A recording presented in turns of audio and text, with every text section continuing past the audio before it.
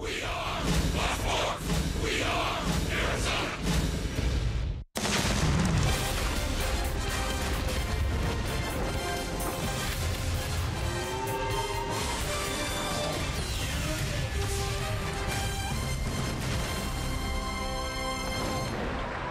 A sunny Sunday in St. Louis. We got lucky again today with the weather. Clear blue skies and bright sunshine under the arch for Diamondbacks baseball. Presented by Sanderson Ford. And the D-backs with a chance to open up this long road trip by taking 3 of 4 here from the Cardinals. It's Diamondbacks baseball on Fox Sports Arizona. Good morning from Busch Stadium, and welcome to the broadcast. Steve Berthume and Bob Brenly along the way. This is the finale from St. Louis, and in 3 games so far, Diamondbacks pitchers have given up only 2 runs. It's been unbelievable pitching-wise here, Bob. And today, the baton gets passed to Taijuan Walker. Yeah, Taijuan Walker looking for personally his first win since June 21st. Over his last 5 starts, he's pitched 4 quality starts. Unfortunately, the offense hasn't scored much for him. A couple of those ball games, the defense let him down, but Taijuan Walker looking forward to a big start here today. Yeah, he's sort of been the king of the no decision lately, despite pitching pretty well. Hasn't won, as you mentioned, in more than a month. For the Cardinals, it's Lance Lynn, who, well, we still have a few minutes before we start the game. He's still a Cardinal. Trade deadline is tomorrow afternoon. Yeah, certainly would be understandable if Lance Lynn is a little distracted for his start. You see what he's done over his last 4. This is a guy that doesn't give up a lot of hits, a .210 opponent's batting average. However, he has surrendered 21 homers. Throws a whole lot of fastballs. Folks here speculating if this is his final start before the clock expires on the trade deadline in just about 24 hours from now. We are set to go. The series finale in St. Louis, the Diamondbacks and the Cardinals on Fox Sports Arizona. Diamondbacks baseball on Fox Sports Arizona is brought to you by Gila River Casinos. The card by Gila River Casinos earns you rewards 10 times faster than ever before. Sign up today at any Gila River hotels and casinos location. By Chaz Roberts Air Conditioning and Plumbing. Choose Chaz. By Jack in a Box and the Jumbo Jack, a home run for your mouth. And by CenturyLink, connecting you to the power of the digital world.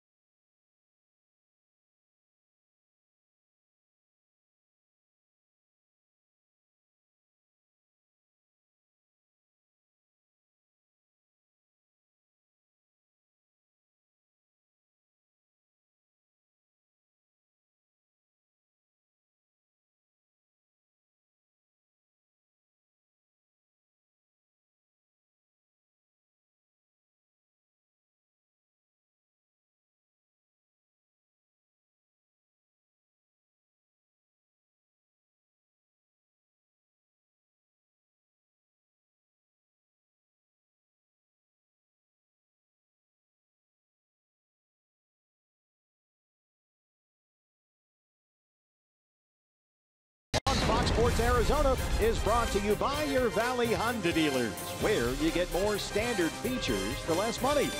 By Gigablast, internet from Cox. Get ready for the gig life. By Oregano's, step up to the plate for a guaranteed home run. At Oregano's, your neighborhood pizza joint, location statewide. By Phoenix International Raceway, witness Dale Jr.'s final West Coast race when the Can-Am 500 NASCAR semifinal race comes to Phoenix November 10th through the 12th.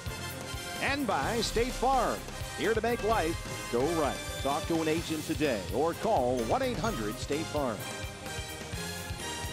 Inside Busch Stadium under the arch here in downtown St. Louis, Diamondbacks have given up only 2 runs through 3 games in this series so far. And Taijuan Walker gets the start today. First pitch coming up.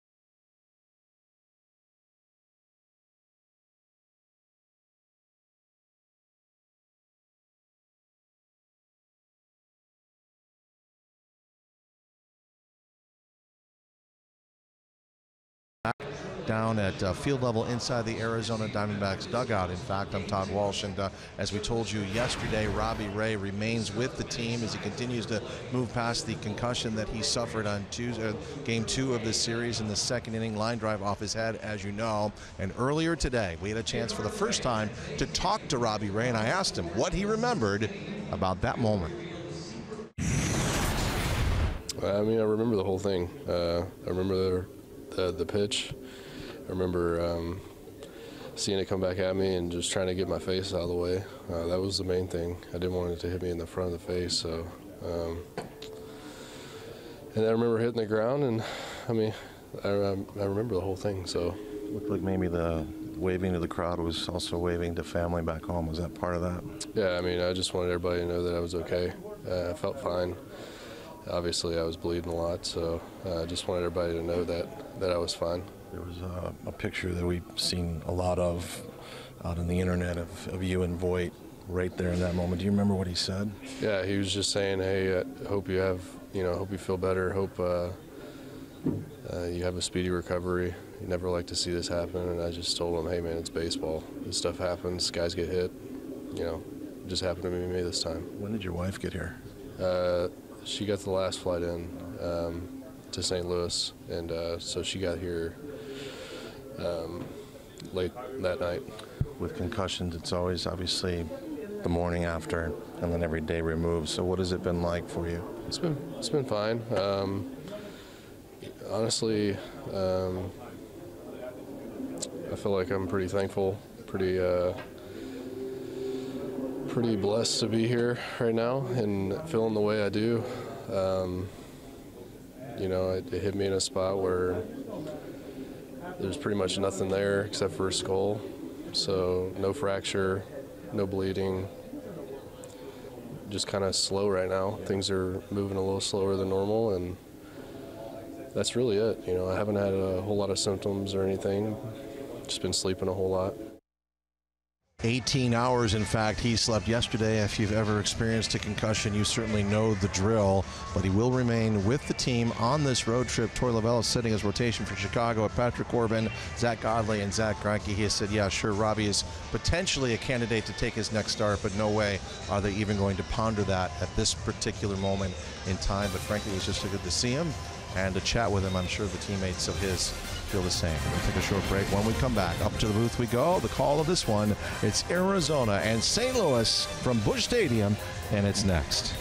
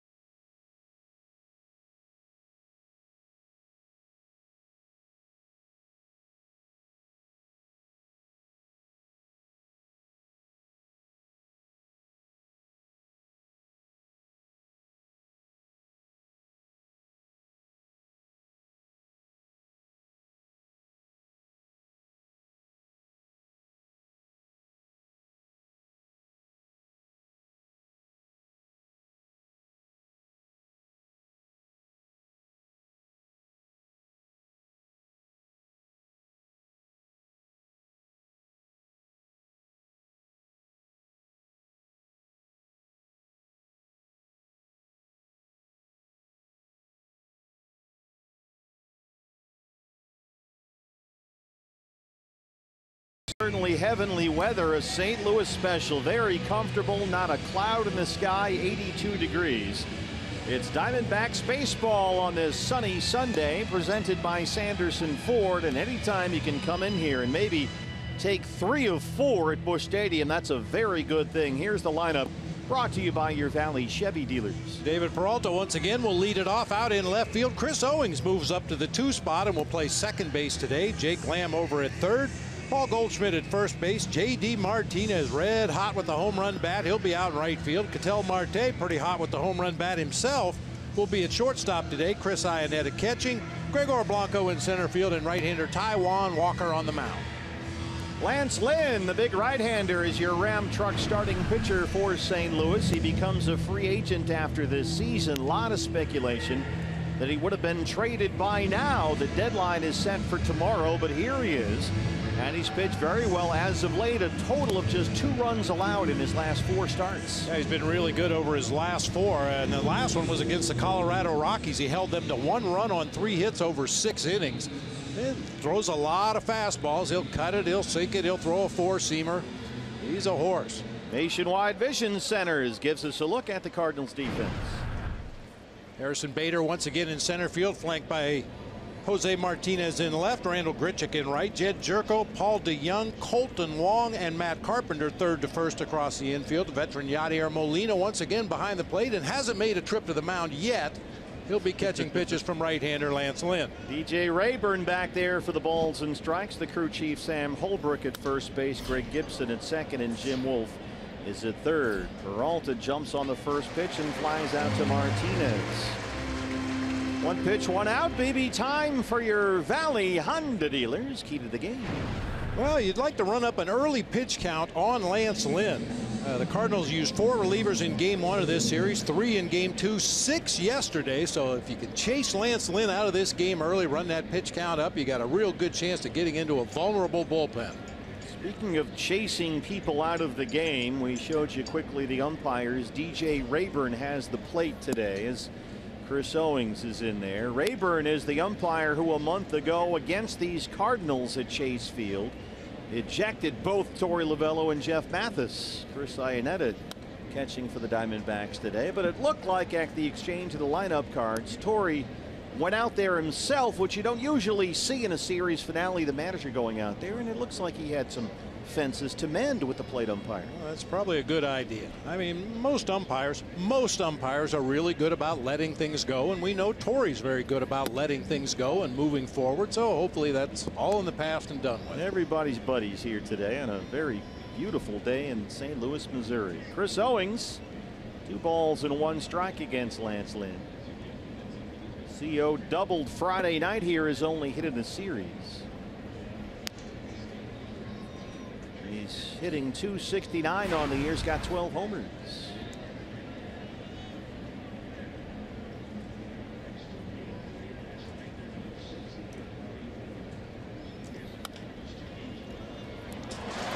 DeYoung chases that one down just as it was about to drop into the gap. 2 outs for Lance Lynn. Sounded like it got in on Chris Owings just a little bit. Took some of the sting out of the bat right there, allowing DeYoung to run that one down. Looked like a base hit headed for left center. 2 outs on 6 pitches for the big right-hander, and here's Jake Lamb, Diamondbacks third baseman. .264 and 23 home runs. Second in the major leagues with 80 runs batted in.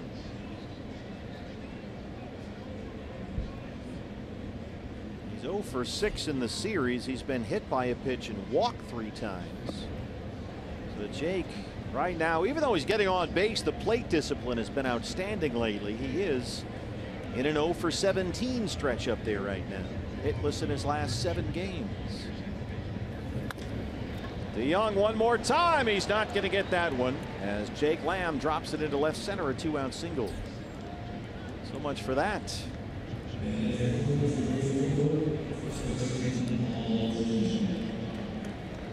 Paul Goldschmidt now.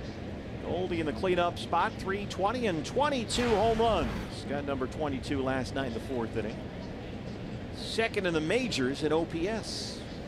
His home run last night hit right off the top of the fence in right field and then hit something behind the fence, came back onto the field of play. There was some confusion whether it was a home run or not, but ultimately the umpires got it right. On the ground is shortstop DeYoung. The underhand toss to Colton Wong for the force on Lamb that ends the inning. We're in St. Louis. Taijuan Walker coming up.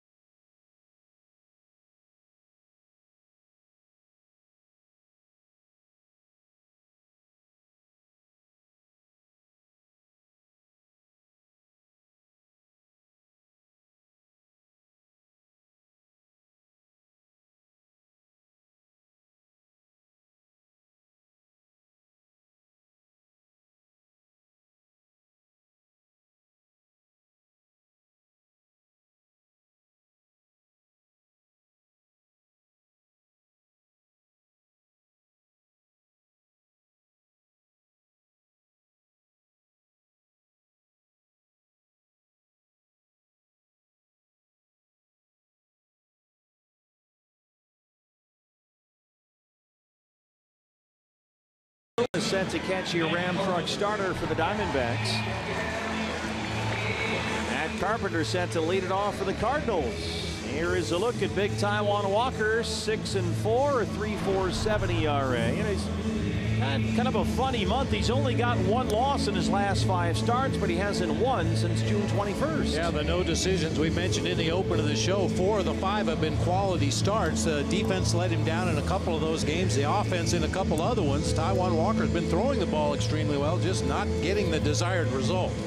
Valley Chevy Dealers has a look at the Cardinals lineup here today. Matt Carpenter will lead it off once again at first base. Harrison Bader out in center field. Paul DeYoung at shortstop. Jed Jerko at third base. Yadier Molina behind the plate. Jose Martinez getting a start in left field today with Colton Wong at second, Randall Grichuk in right, and Lance Lynn, the righty, on the mound. St. Louis 2 games under 500, 51-53. They're 4.5 games behind the Cubs. In the NL Central, 8 games out of a wild card spot. Shift is on as Carpenter looks at strike 1. Matt Carpenter, 253, 14 home runs. Kind of a weird statistical oddity. The Cardinals have 5 different guys tied for the team lead with 14 home runs. Here's a look at the defense. Carpenter 4 hits in this series, including a couple of doubles last night. He's also struck out 5 times, which is unusual for him.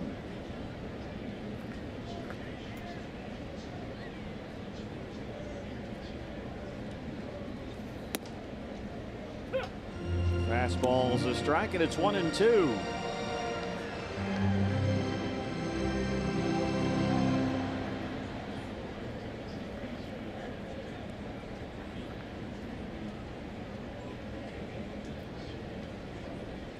Chris Owings, the second baseman, back on the outfield grass. The shortstop, Ketel Marte, right in front of second base umpire Greg Gibson.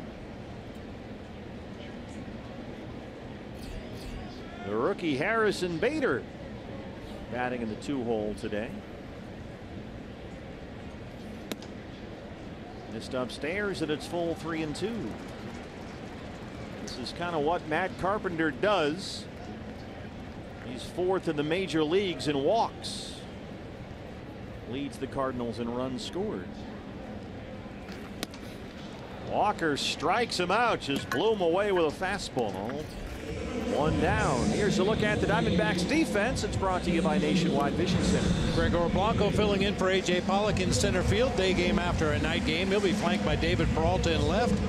J.D. Martinez in right. It'll be Lamb and Marte on the left side of the infield with Owings and Goldschmidt on the right side. Chris Iannetta behind the plate today for right-hander Taijuan Walker. The rookie center fielder Harrison Bader. 6 hits in 5 games to start his major league career. Just brought up for the minor leagues on Tuesday of last week. 2 hits in the series, a pair of singles Friday night.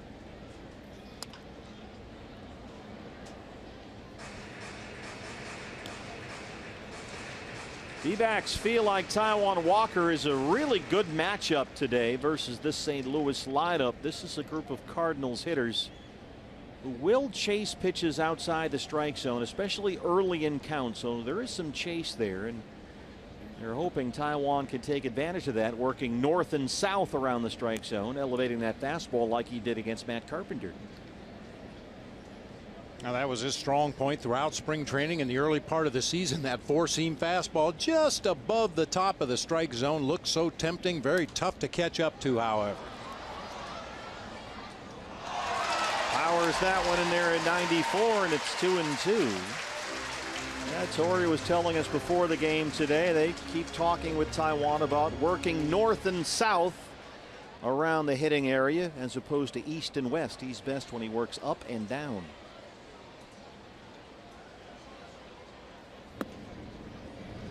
Trying to get Bader to bite at that slider low and away. A rookie season for Harrison Bader. He's been very impressive in a lot of aspects of his game, but we're told he's susceptible, much like Chris Owings, to that slider low and away. Well, got one there, and he spit on it. Full count, 3-2. Dexter Fowler, who they paid a lot of money to in the offseason last year. is on the disabled list right now with a forearm strain. So Bader, the rookie, is in center. They're without Stephen Piscotty as well. So the Cardinals missing a couple of key bats in their lineup. Ketel Marte at shortstop. Bader really gets up that line quickly. 2 up, 2 down for Taiwan. Boy, you cannot mishandle that ball at all when he's running down that first baseline. That was a hard hit ball, just a couple steps to Marte's right, and we know he's got a great throwing arm, and Bader made it very close down there at first base. Yeah, got him by a step. The shortstop is Paul DeJong, having a very good rookie season. 290 and 14 home runs. He drove in St. Louis's only run in last night's game, had an RBI single in the first inning against Zach Greinke.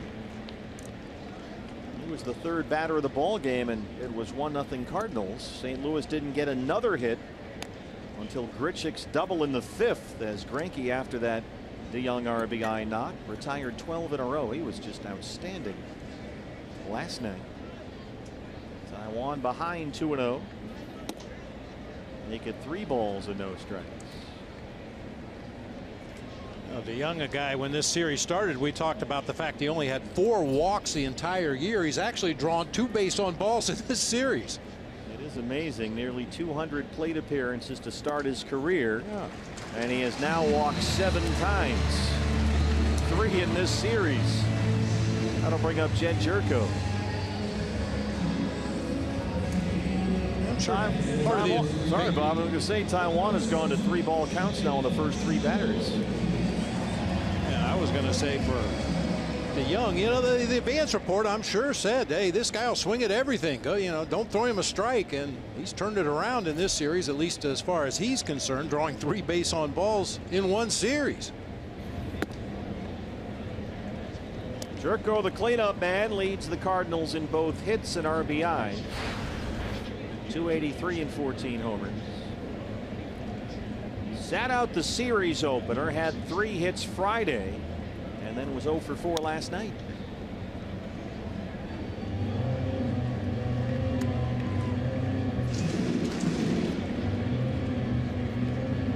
Diamondbacks pitchers have been outstanding in this series.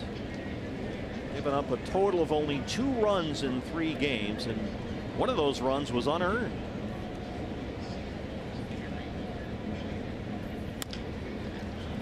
Little tapper in the hole, Lamb in front of Marte, and they retire Jerko. We'll head to the 2nd inning in St. Louis. No score, the D-backs and the Cardinals.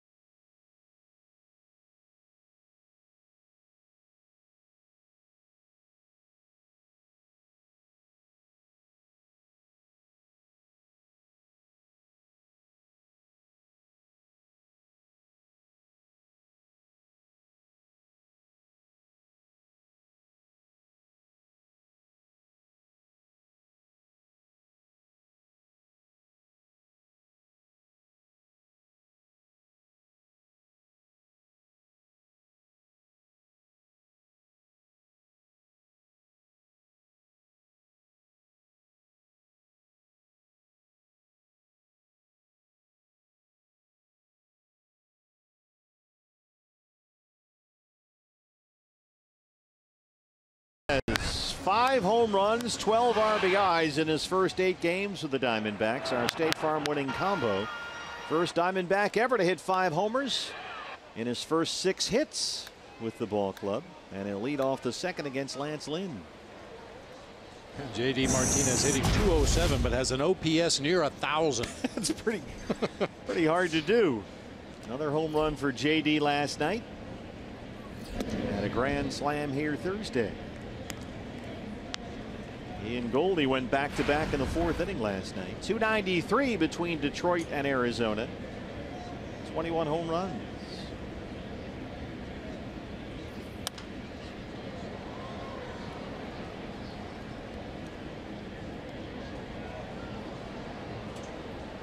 The home runs were something that had quickly become a concern for Lance Lynn this year.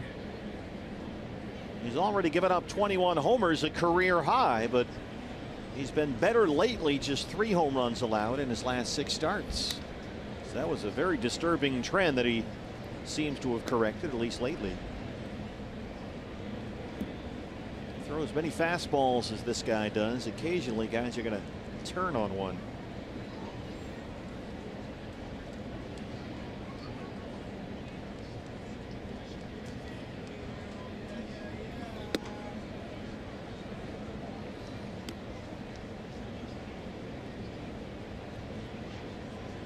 Lance Lynn beat the Diamondbacks a month ago at Chase Field. Pitched pretty well, 6 innings.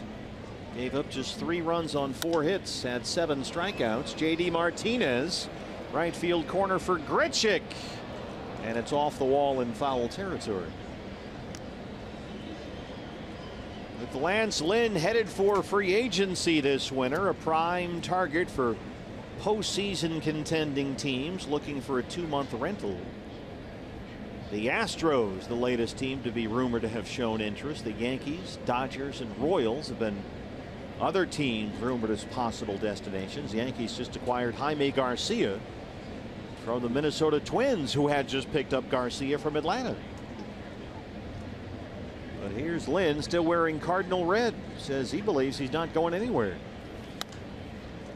Cardinals are less than 5 games behind the Cubs for the NL Central lead right now, so they're still in the discussion, both in the division and the wild card. Yeah, that would be a heck of a message to send to your fan base, to trade away one of your best starting pitchers when the fans feel like they're in this race.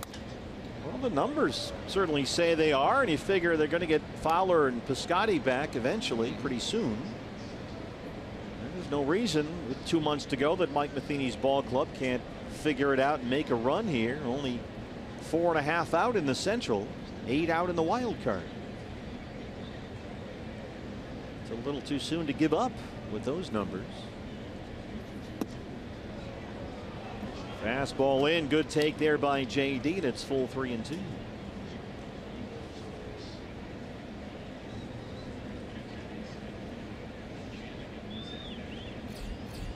Ketel Marte red hot right now. He's on deck.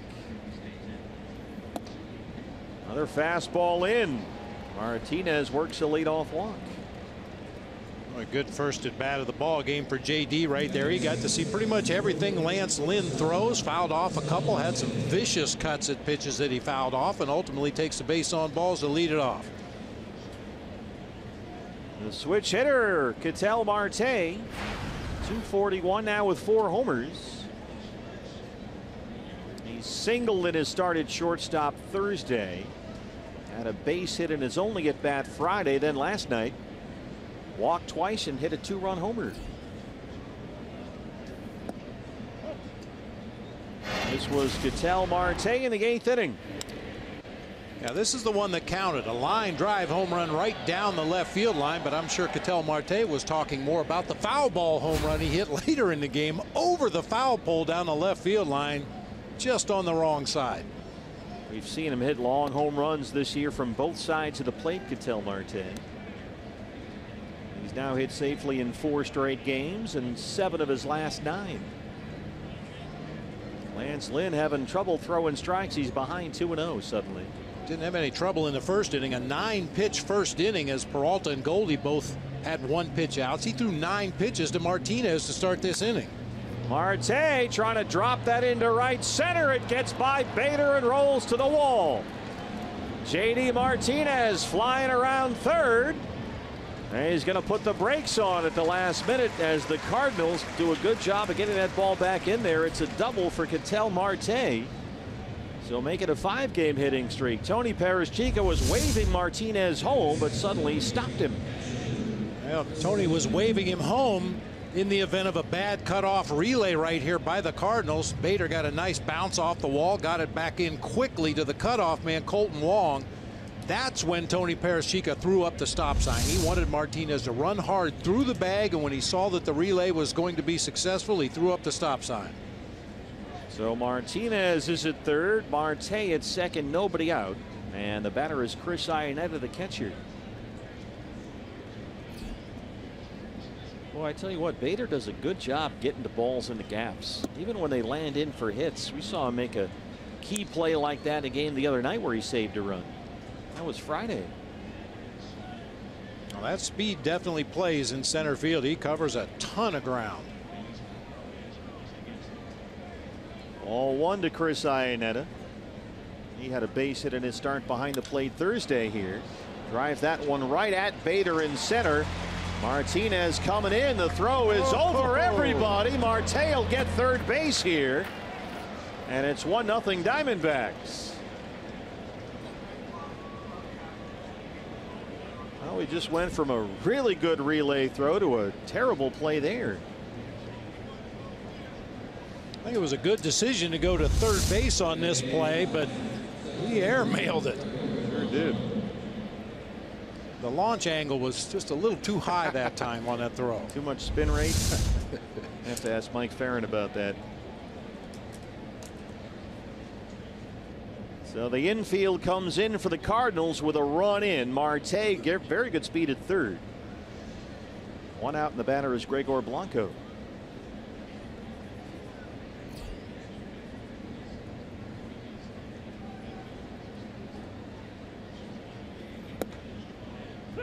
High strike call there by DJ Rayburn. Blanco 259 and 3 homers. His first appearance in the series and his first at bat since Wednesday, when he started against Atlanta at Chase Field.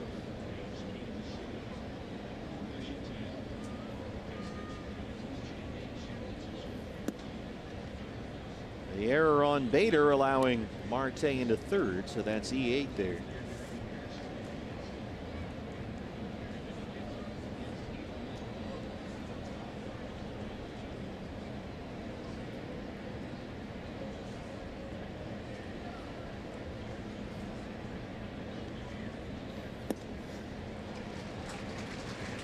Swing and a miss on that fastball, and it's 1-2. Cardinals and Diamondbacks were tied coming into play today, each making 63 errors on the season, right about in the middle of the pack in the National League.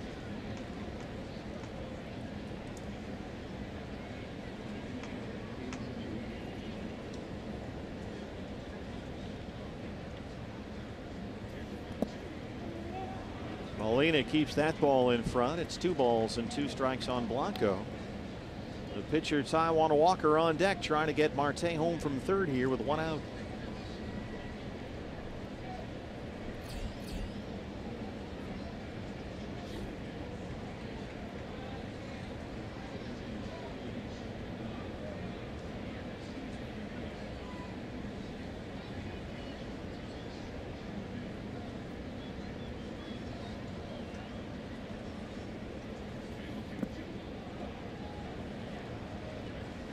And notice when Yadier Molina blocks a ball in the dirt, his upper body really comes forward.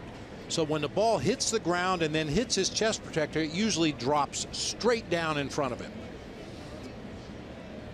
I mean, unless it's a really wild pitch and he's got to scramble over into the right or left-handed batter's box, usually the ball drops straight in front of his nose.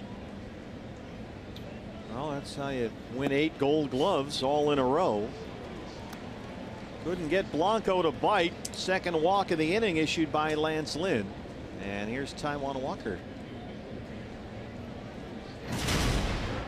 representing the pitching staff, hit a home run against the Braves in that last homestand, the first home run in almost a year. Robbie Ray, the last Diamondbacks pitcher to homer. And it was a no-doubter right off the bat. He crushed it. First and third with one out, a run is in. Marte at third, Blanco at first.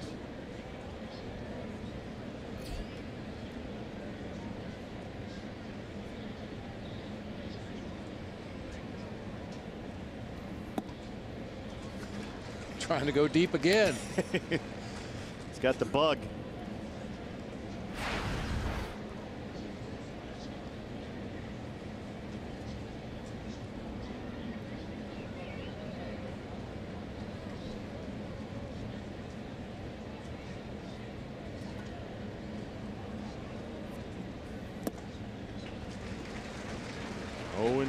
I would venture to guess that most managers in the National League would have Taijuan Walker bunt right here, put two guys in scoring position for David Peralta with 2 outs in the inning. But I think that home run that Taijuan hit in his last start might have swayed Torey Lovullo just a little bit. There's been spots where he could have lifted Taijuan in the middle of ball games, but chooses to let him hit. And he looks at strike 3 there.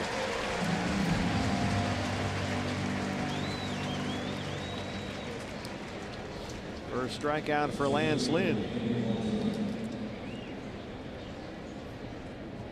2 on, 2 out for Peralta, who flied out on the first pitch of the ball game to lead us off. David now 1 for 14 in the series, 1 for his last 19 at the plate.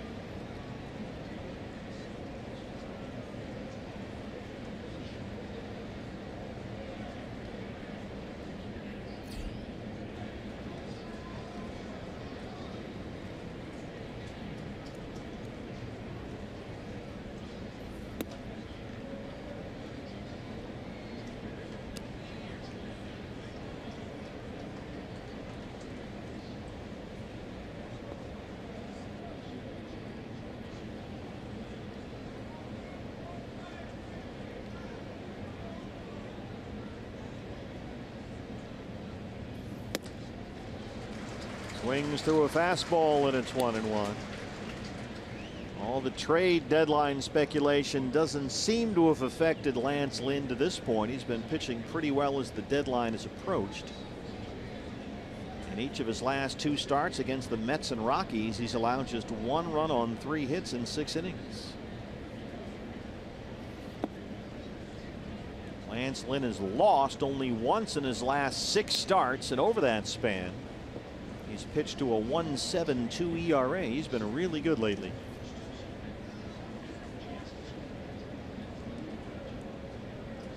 Peralta ahead, 2 balls and 1 strike. Marte's at third, Blanco at first, and 2 outs. 3-1. And here, Lance Lynn getting frustrated out there. He's having trouble spotting that fastball, and for a guy who throws about 70% fastballs, that's a problem.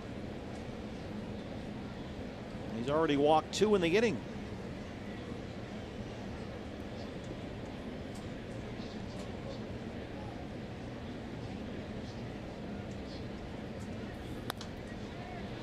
Yeah, first time through the Diamondbacks order. Lance Lynn had a 3-ball count on 3 of the hitters. On the season, 27% of his plate appearances have gone to 3-ball counts. League average is only 19%.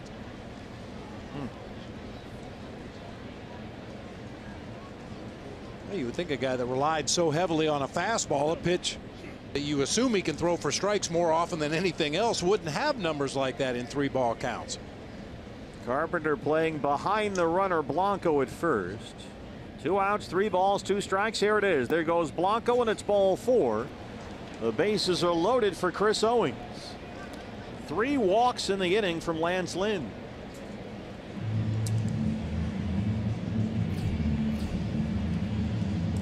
'29 pitch second.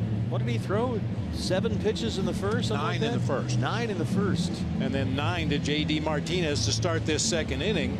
And it's been a scuffle for Lance Lynn this inning.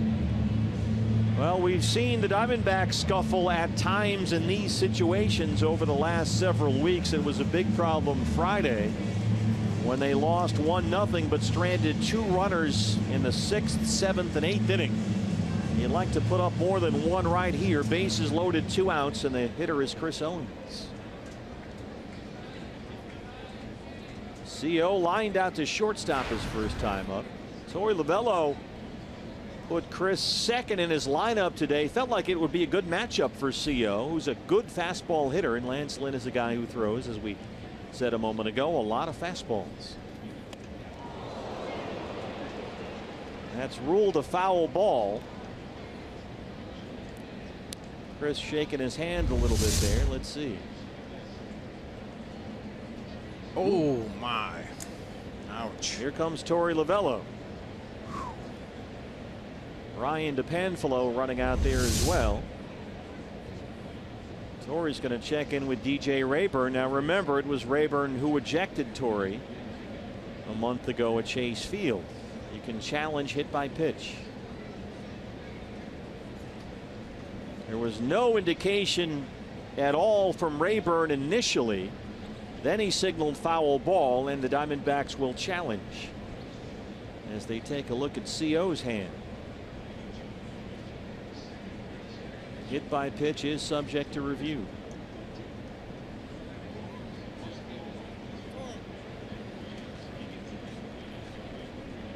Looks like Chris is heading back to the dugout there. Unfortunately, I believe that they're going to say that he offered at that pitch, really pulled the bat back late, took it off that right hand.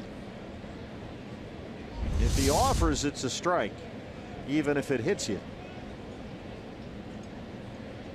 Well, Rayburn was signaling to the other umpires and crew chief Sam Holbrook at first that they were going to the headsets.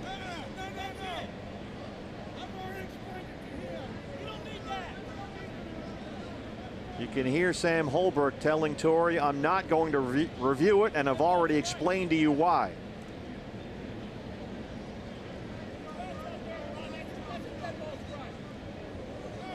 Now Holbrook is barking into the Diamondback dugout. The crew chief and the first base umpire. Well, that's always a good thing. Walk over in front of the dugout and invite some more abuse. Just make your call and go back to your position.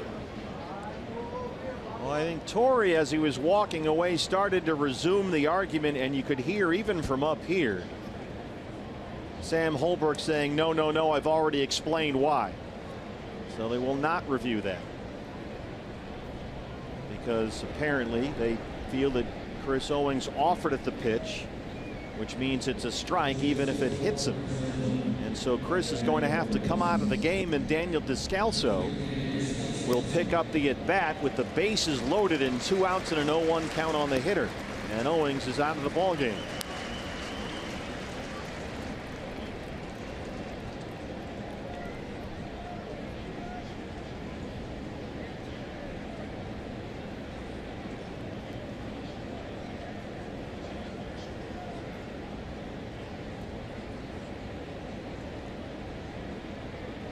Well, Daniel Descalso got to start at second base in last night's game.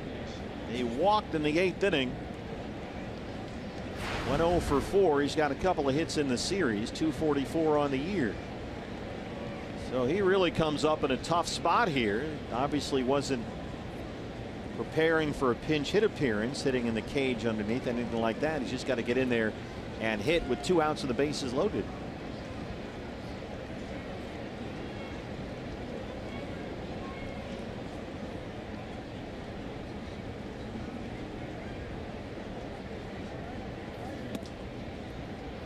Ketel Marte is the runner at third, Gregor Blanco at second, and David Peralta at first. Descalso 244, 6 home runs.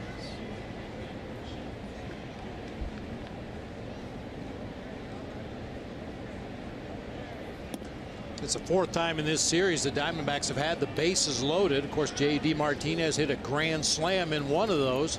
There was an inning-ending double play also by J.D. Martinez, and a sacrifice fly RBI in the previous 3 bases loaded situations.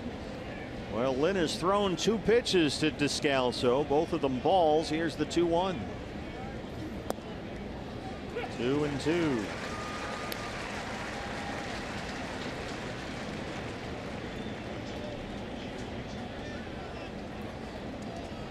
Boy, had a 9-pitch first inning. He's already up to 42 pitches. 2 outs in the second. Here's the 2-2. Full count.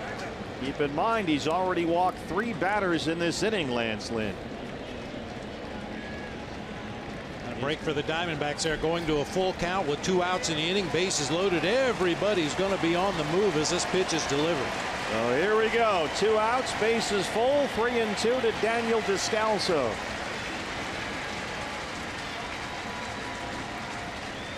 Runners on the move. Descalso lines it foul just over the head of Dave McKay at first. That was coming right at the Diamondbacks' first base coach.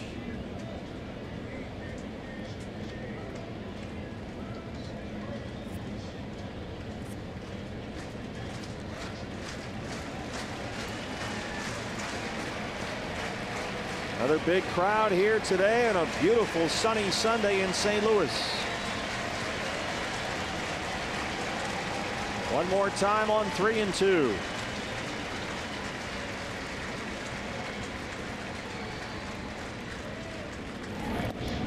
He walked in a run. 4 walks in the inning for Lance Lynn, and Jake Lamb will hit.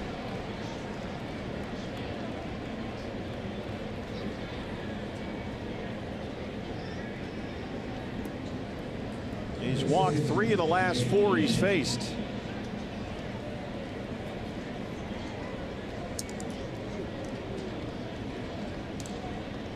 Lamb singled his first time up. Good at bat for Daniel there under tough circumstances. As you said, he was probably sitting in the dugout with his feet up, having some sunflower seeds, watching a big league hardball game, and all of a sudden grab a bat, get up there, bases loaded, full count. Would have been very easy to be jumpy and swing at anything Lance Lynn threw up there, but he ultimately took the RBI walk. Speaking of RBIs, Lamb is second in the majors with 80 right now. He looks at strike 1.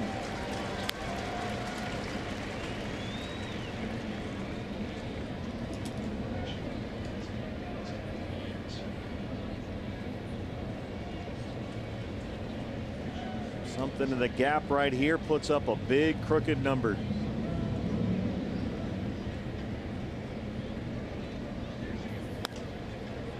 Hopped it up. That stays playable for Jerko and foul ground. And the Diamondbacks leave the bases loaded, but they get 2 runs across. They lead it 2-0.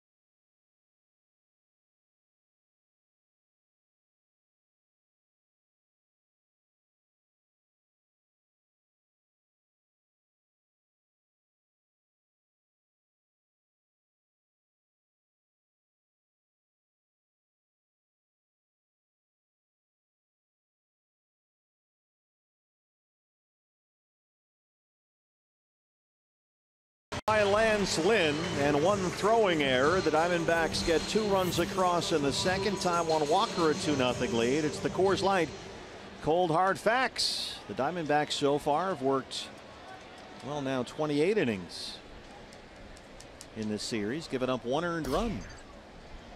Taijuan, 1 walk, 3 outs in the first, and Yadier Molina leads off the St. Louis second. Descalso takes over at second base for Chris Owings after his bases loaded walk forced in the second run.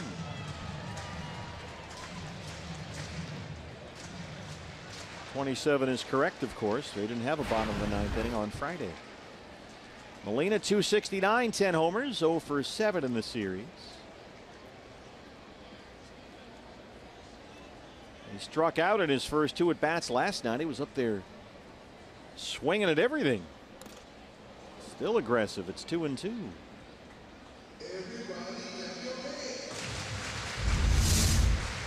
Yadi bangs one off of Chris Ionetta's mask back there behind the plate, and then turned around to check on his condition. He knows what that feels like.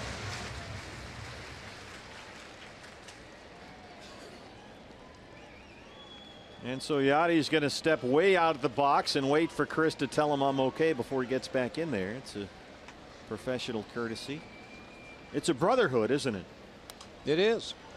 Yeah, I bet it is. I mean, you know, shared experiences. Anybody that's caught any amount of time has taken foul tips off the mask or the chest protector, the shin guards, or unprotected areas. So it's a little professional courtesy there by Yadier Molina.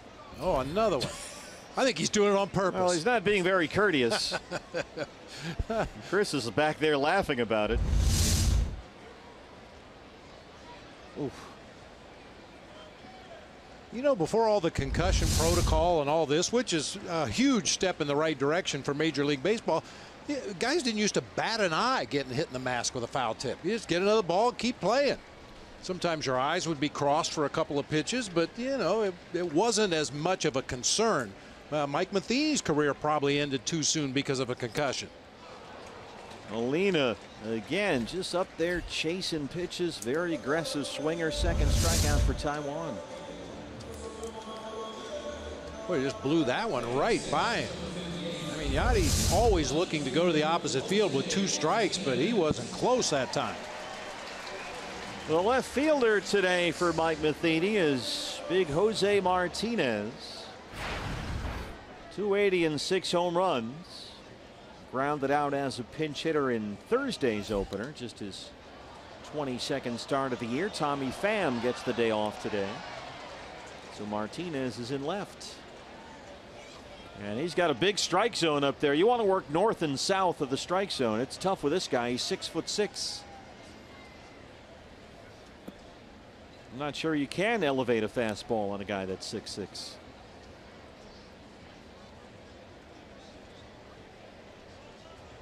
With those high socks, he looks like he's about 7'6". He's up there swinging 1-2. How about that? The red high tops, the high socks with horizontal stripes. That's a look right there. It's a fashion statement. Not sure what he's trying to say, but he's saying something.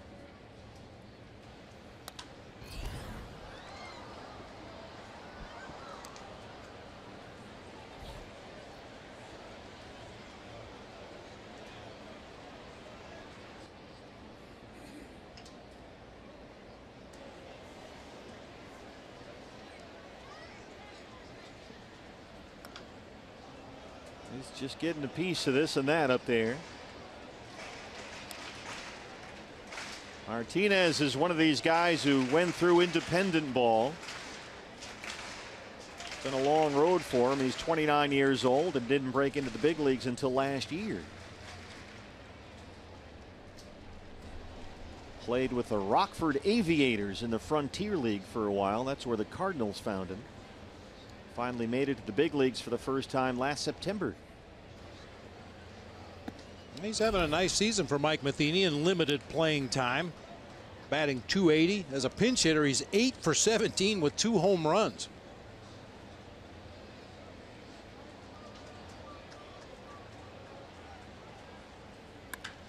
Reaches out and rolls it up the middle and into left center field. First hit for the Cardinals, a one-out single by Jose Martinez here in the second. He's got a big wingspan up there, able to reach down and poke that into the outfield.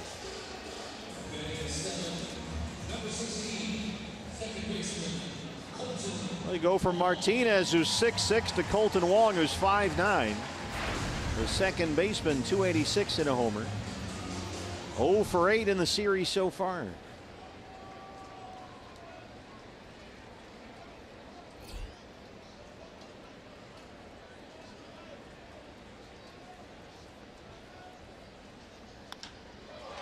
Jumps on the first one, hits it deep to center for Blanco. 2 outs.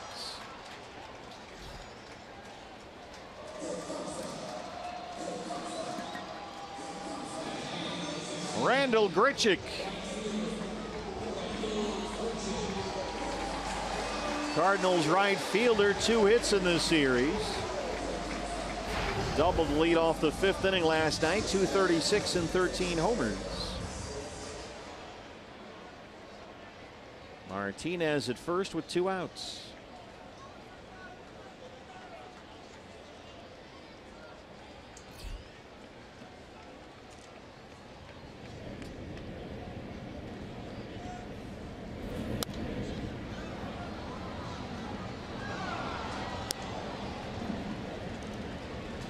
Torey Lovullo very encouraged by what he's seen from Taijuan Walker over the last month or so. Plenty of hop on the fastballs, get some extra jump on it there when he needs it. Can get north of 95 from time to time. He's got that with him. Spots that one at 94, and it's 0-2. The secondary stuff has been very good for Taijuan. When he had that blister earlier this year, he was really limited and became kind of one-dimensional out there on the mound. But now that he's healthy, no more blister, he's more of a complete package. Fastball away missed. It's 1-2. So Taijuan pitching well, just not seeing any tangible results. He's taken a no decision in 4 of his last 5 starts.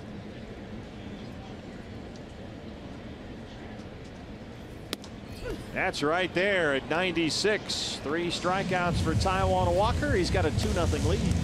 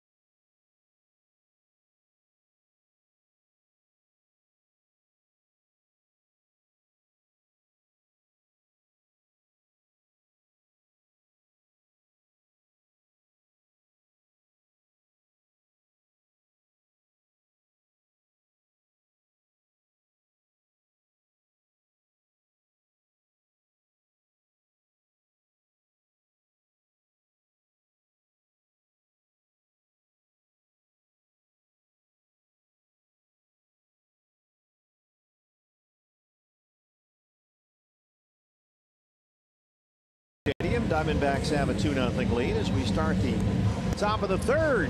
Fan season tickets for 2018 on sale right now, and you can customize your own season ticket plan. Get a series, a weekend plan, a half season, Or go all in with Diamondbacks full season tickets for 2018. You can buy or renew right now. Do it all online. dbacks.com/advantage. Well, Lance Lynn, who threw 9 pitches in the first inning and then faced 8 batters in the second inning, faces Goldie to lead off the third. 9 pitches in the first. He's at 47 to start the third. So what we're getting at here is he threw a lot of pitches last inning. Yes, he did. A whole bunch. And maybe the aggressiveness of the Diamondbacks in the first inning changed his mindset, attacking him in the second inning.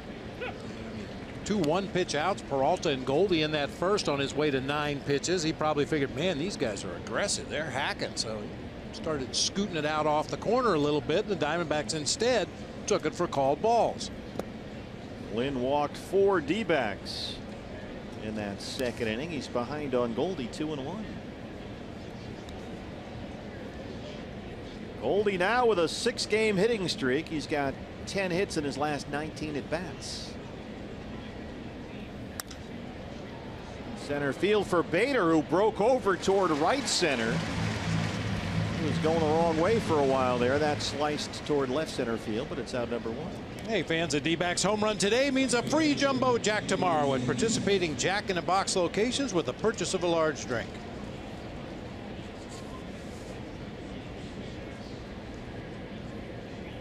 And the biggest crowd in Busch Stadium 3's history last night, over 48,000. Diamondbacks are representing.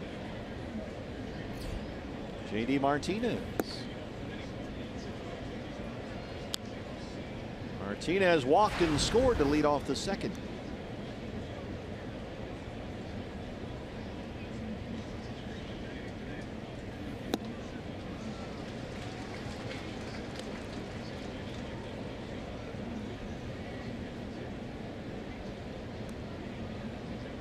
D-backs 13 back of LA in the NL West, 1 ahead of Colorado for the first National League wild card as we start play today. That is in the glove of DeYoung at shortstop, plants and throws, but Martinez has an infield single.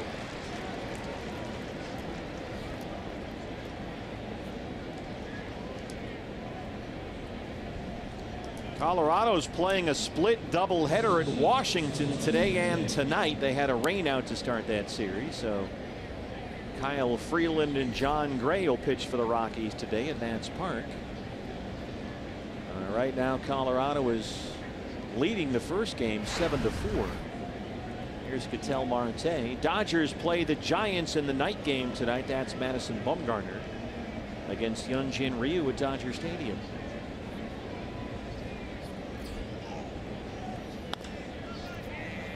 Jammed him. Short fly out to right field for Grichuk. Boy, that Rockies Nationals game is only in the 4th inning. It's already 7-4 Colorado. 17 total hits in that game through the first 3.5 innings. Buckle up. Yeah. I mean, that's the kind of game you're going to go through a whole lot of relief pitchers probably, and then have another game to play later tonight. Yeah, that's a shame. Yeah, hang with him. Chris Iannetta knocked in a run in his first time up today.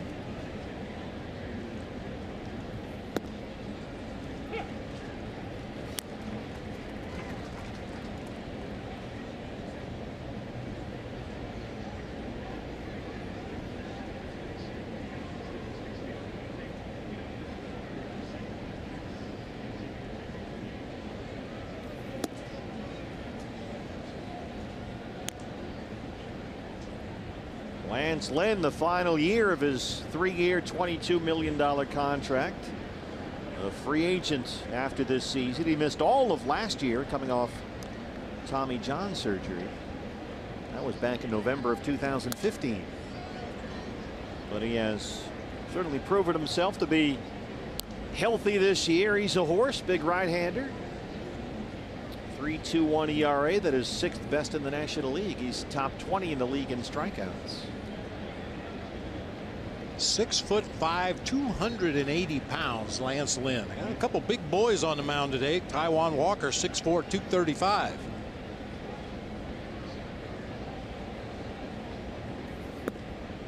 Taijuan to be a good tight end. Lance Lynn built like a left tackle. 30 years old.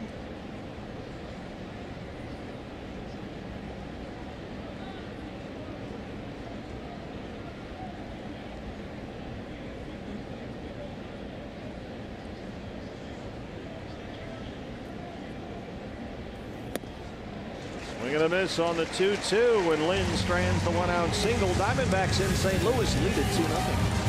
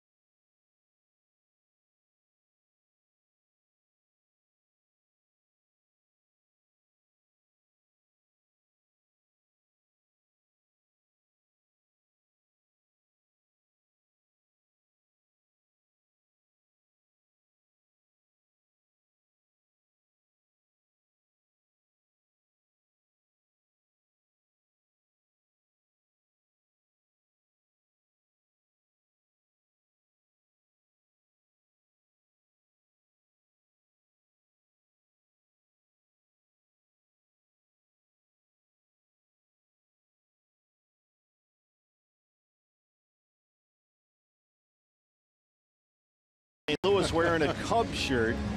That's a big no-no here. Speaking of the Cubs, Valley Toyota dealers, let's go places. We are off to Chicago after this one.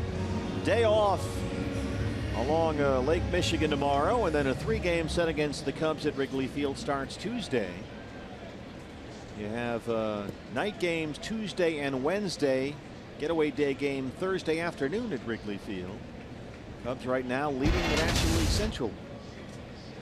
Now here's Lance Lynn, the Cardinals pitcher. Now Lance Lynn is started hitting left-handed for the first time in his career. He started it earlier this month, so he's now technically a switch hitter.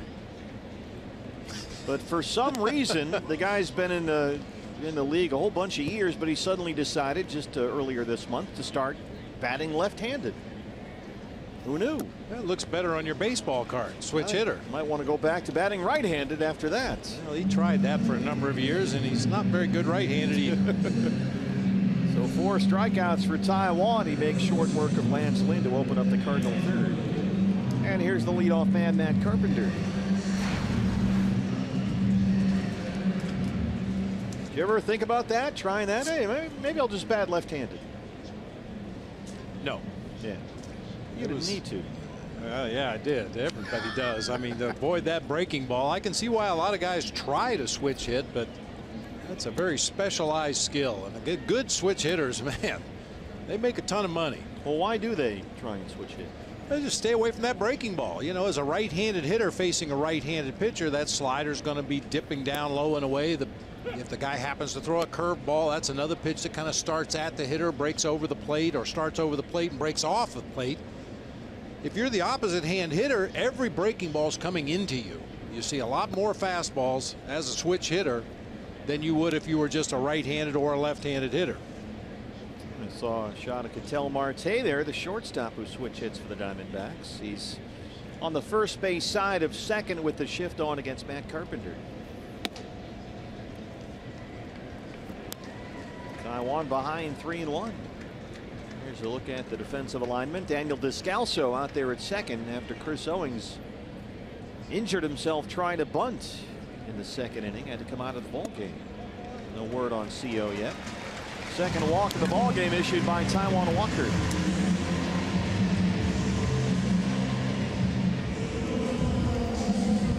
So Carpenter, who is fourth in the major leagues in walks, a one-out base on balls. The rookie center fielder Harrison Bader now. He grounded out his first time up.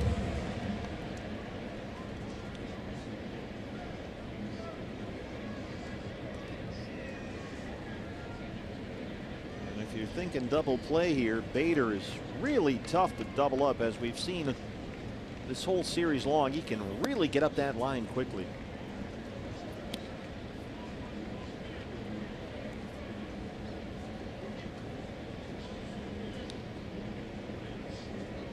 A little bat twirl there as he gets ready to take his stance in that right-handed batter's box. Fancy.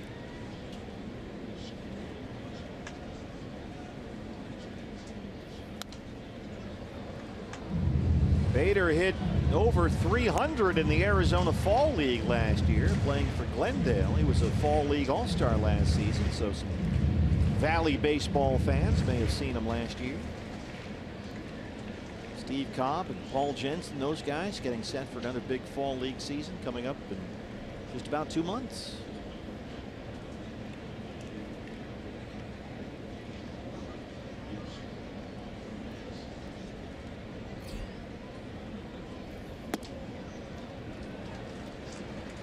Two and one on Bader.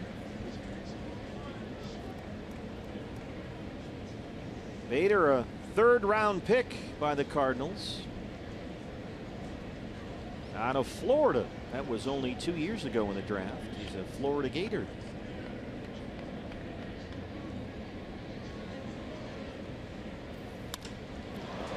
This is out to left field for Peralta. 2 outs.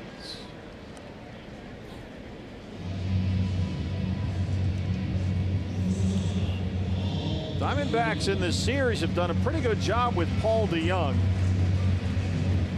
The shortstop and their 3-hitter. He walked his first time up today. He singled 3 times and walked 3 times in the series so far, but considering he's got home runs in 4 of his last 8 games and 8 home runs this month, he's been pretty well contained. 8 home runs in July, a Cardinals rookie record for DeJong.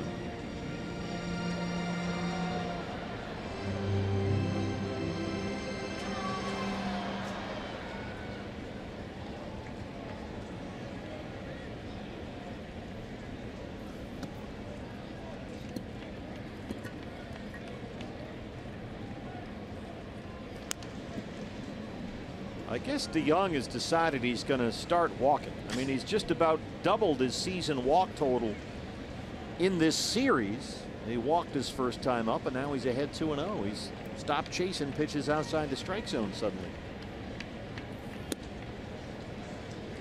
2-1.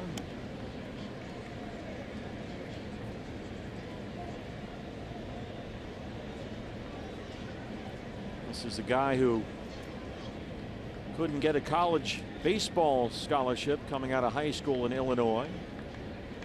Went to the coaches at Illinois State, said, hey, I'll walk on. So they said, yeah, okay. And he wound up as a 2-time Missouri Valley Conference first-team All-Star, then was a 4th-round pick by the Cardinals, and now here he is as their everyday big league shortstop. Not bad for a guy who had 0 interest coming out of high school from any college.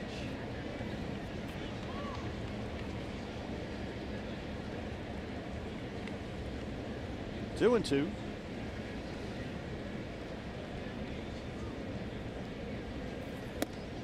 Taiwan Walker blows him away with a fastball. 5 strikeouts through 3 innings for Taiwan. It's 2-0 Diamondbacks.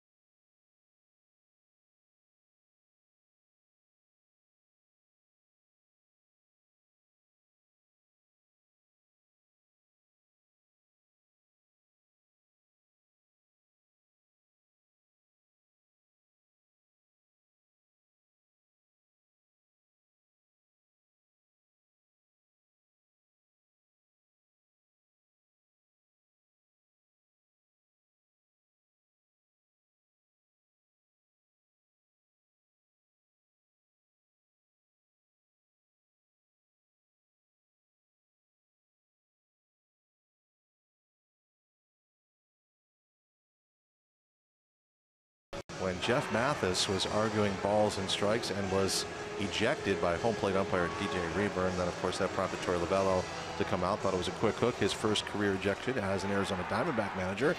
The guys, as fate would have it, guess who's umpiring? I'm sure, as you said, behind home plate today, Mr. Rayburn. And as Torey said to us before the game, he's going to go out and talk to him, make sure that what's done is done.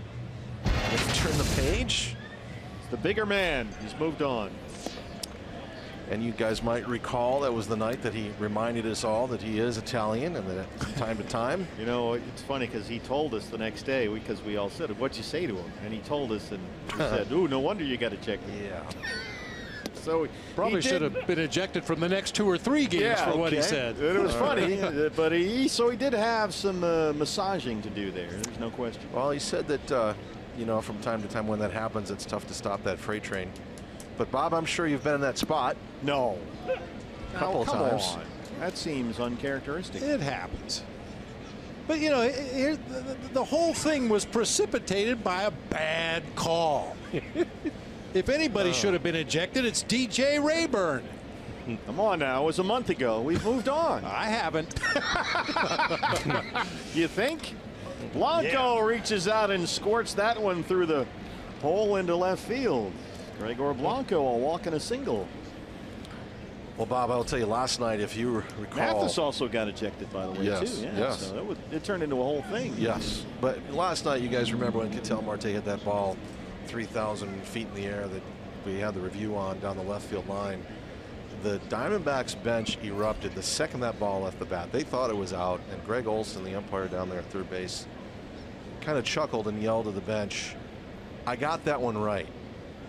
And I can tell you there were a few crusty guys that have been around the game for a while that didn't like that. Blanco going on first move, and he's in no man's land. There's no one at first base.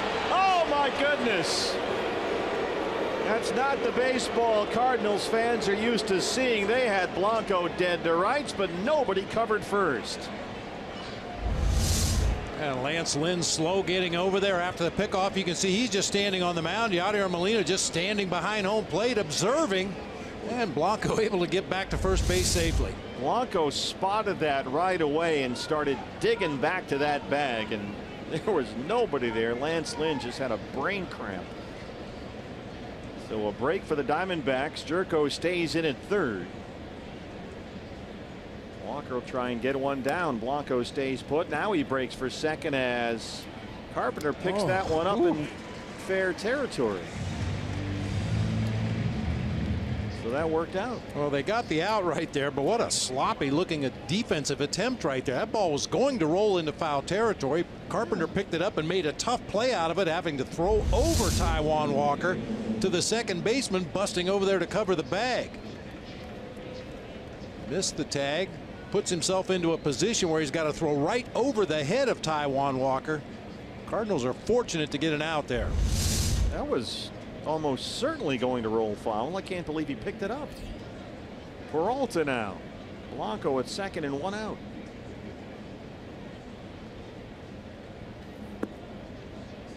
David walked his last time up. 0 for 1 today.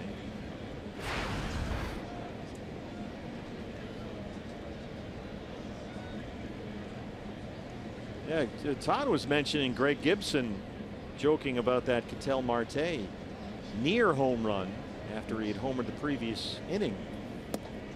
Gibson really had to be talked into even reviewing that. He didn't want to look at it because, you know, it was 7-1. It was late in the ball game, but you got to look at these things. Well, it's your job. Yeah.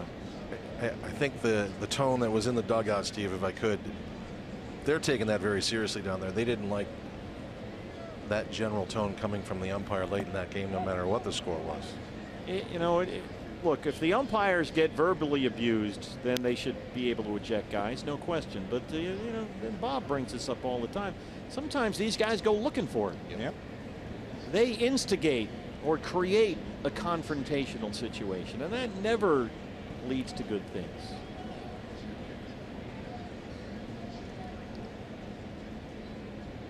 Just sometimes. 2-1 on Peralta.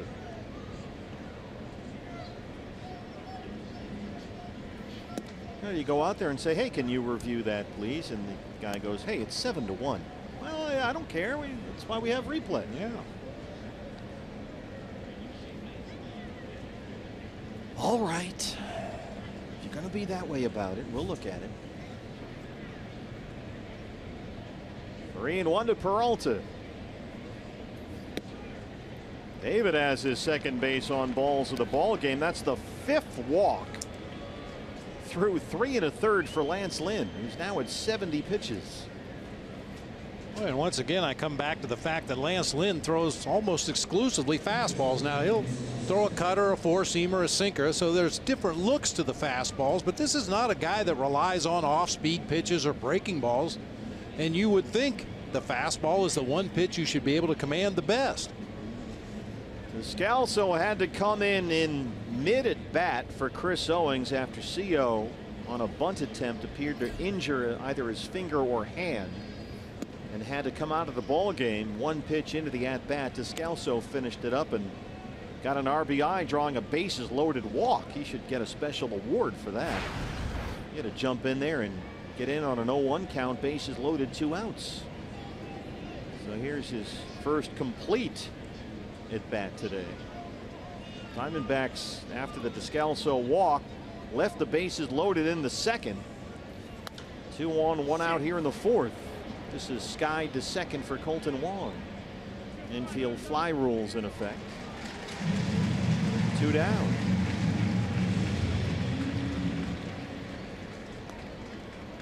It was Lamb who popped up with the bases full in the second. Here comes Jake now, 2 on and 2 out in the 4th.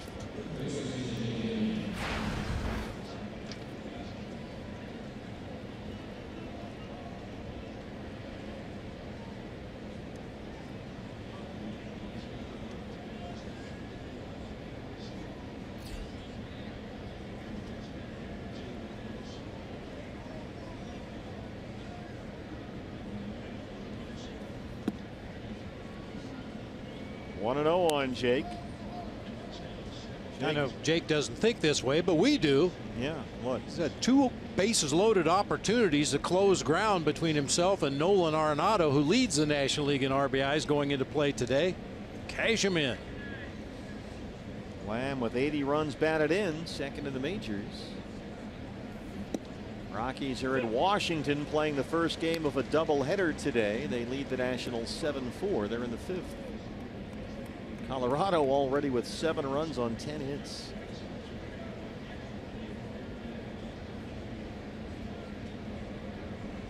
Blanco is at second, Peralta at first, 2 outs.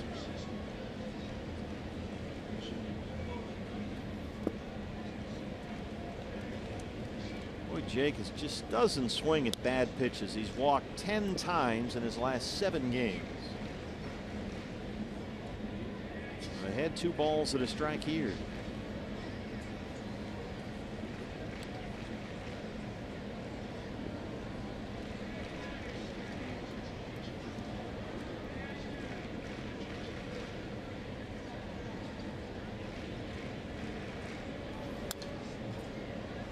Two and 2. Diamondbacks have stranded 5 base runners so far.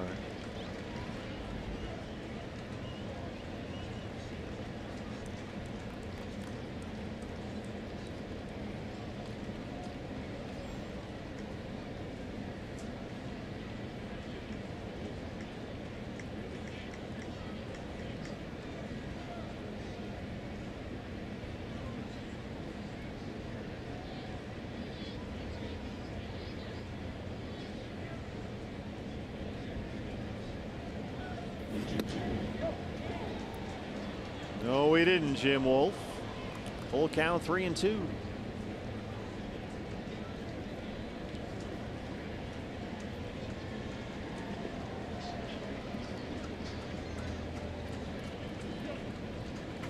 Some guys moving around in that Cardinals bullpen out there in right center field. Boy, a big ball by Jake right here would speed up that process. Runners on the move. Got it in on the hands, it looked like. Shallow right for Grichuk. Diamondbacks strand 2. It stays 2-0.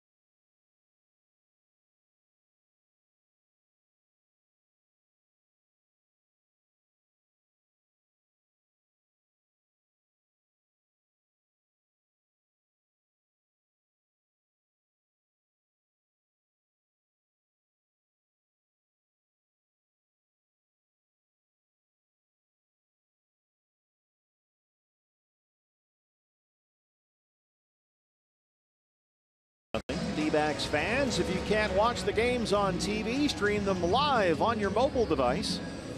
Just use Fox Sports Go. It's presented by your Valley Honda dealers. You can download the app for free and take Fox Sports Arizona and the Diamondbacks with you wherever you go. Cleanup man Jed Jerko leads off the 4th against Taijuan Walker. Taijuan so far has walked 2. He struck out 5. He's given up just 1 hit. Diamondbacks through the first 3 games of this series have given up just 2 runs. And Walker is continuing that theme so far today. 0-2 on Jerko.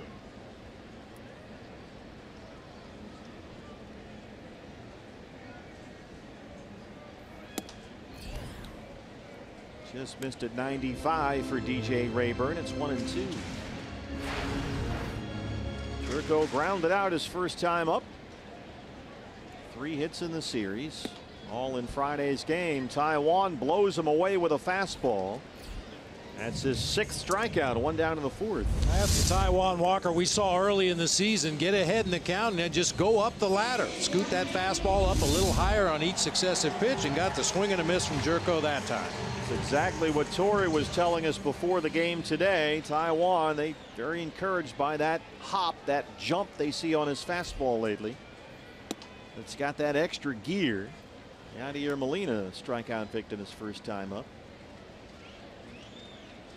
He's consistent 94-ish, but he can get up to 97.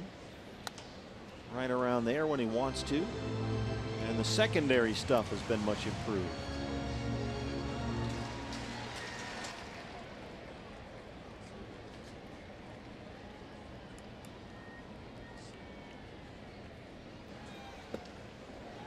Molina able to check that time. He didn't go, says Sam Holbrook.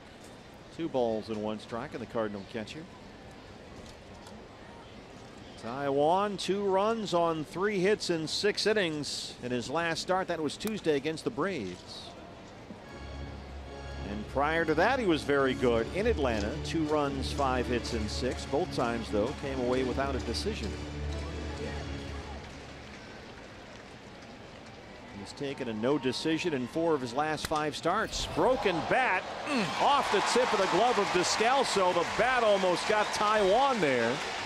And Molina has a 1-out single. He had bat and ball coming right at him out there on the mound.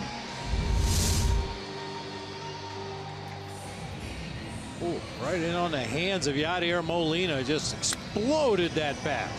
Just out of the reach of Daniel DESCALSO into shallow right center for a base hit.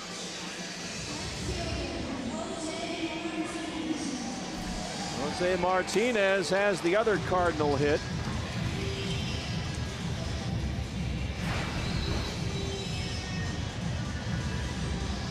We mentioned this when the Cardinals were in Arizona earlier this year. Jose Martinez's father, Carlos Martinez, played parts of 7th season with the Chicago White Sox and is somewhat famous. He hit the fly ball to right field that bounced off the head of Jose Canseco and over the fence for a home run. That was Jose Martinez's daddy.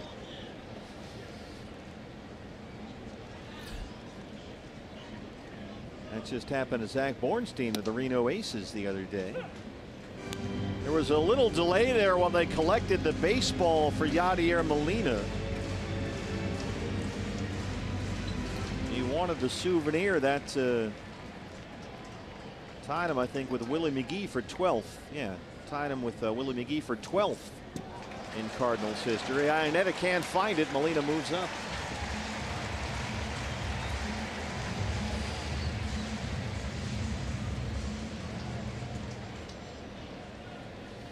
Yeah, there was some confusion about that baseball. First base ump Sam Holbrook came into Taijuan Walker and indicated, you know, the baseball. Taijuan just assumed he meant to throw it out of the game, so he threw it over into the 3rd base dugout. They pursued it and eventually got it over to the 1st base side for Yadier Molina. Yeah, Robbie Hammock had to go out there and retrieve it, throw it back to the other side of the field. So it's 1-1 on Martinez. Wild pitch there puts Molina at 2nd with 1 out.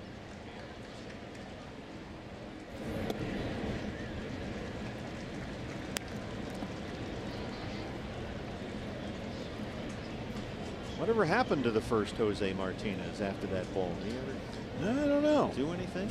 You know, like I said, he played parts of 7 seasons with the White Sox, the Indians, and the Angels. 95 was his last year as an active player.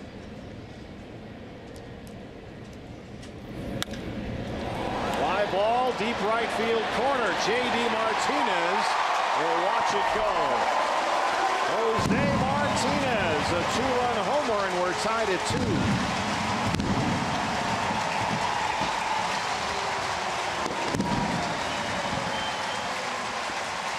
That's just the 10th home run given up all year by Taijuan Walker. 7th home run on the season for Martinez in 57 ball games. A little bit of a tardy swing that time, but got the barrel on it high in the air to right field and easily rides it out of here. There is a little bit of breeze blowing in from right field, but didn't affect that one. Colton Wong.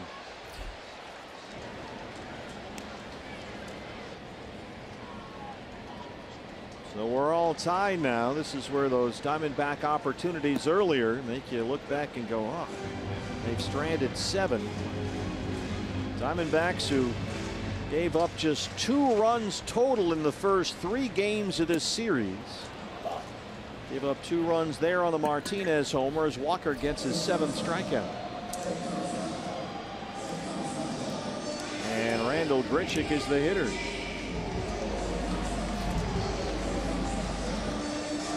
Hey, we want to send congratulations to our old buddy Bob Melvin, who got his 1,000th career win as a manager. 337 of those came as a D-backs manager, 156 for the Seattle Mariners, and 507 for the Oakland A's. Way to go, Mel. Does that mean he's going to stop being so strange? With all the little quirks that he had when he was your bench coach? If anything, they've gotten worse as time has passed. Some of them are a little odd. Well, the good news is, though, I haven't received any foot pictures in quite some time. Mel knows I have an aversion to seeing people's naked feet, and he used to send me a picture, about once a week. Well, he's too busy winning ball games. Yeah. But didn't he have a thing with root beer barrels? Root beer barrels. Had to go look for them. Well, that was more of a superstitious thing after you guys started winning games. Keeping pens and pencils in the freezer. All kinds of bizarre things, but well, you have feet, and of course he has clowns, right? Yeah. He's afraid of clowns. And he let Luis Gonzalez know that one spring down at Tucson Electric Park, and of course Gonzo, I don't know how he found clowns, but he found a bunch of them and paid him to come out to Tucson Electric Park and dance on top of the dugout when Mel was managing the Mariners. Hey. If you have any kind of phobia or weakness, you just cannot let your teammates know about it. Taijuan Walker, 3 strikeouts in the inning, 8 for the ball game, but the Martinez homer is tied at 2.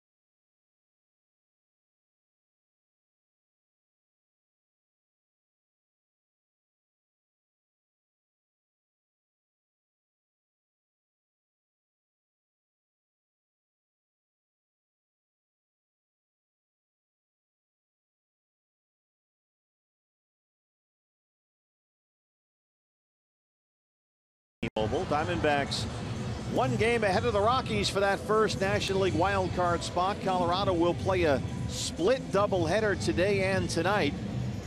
And Washington, D.C., a makeup of a rainout game earlier in that series. They lead game 1 right now, 7-4 in the 6th inning. Cubs have the NL Central lead. The Brewers are now in the wild card mix, certainly. They're only 5 out of a wild card spot, and they are trailing the Cubs at Miller Park 2-0.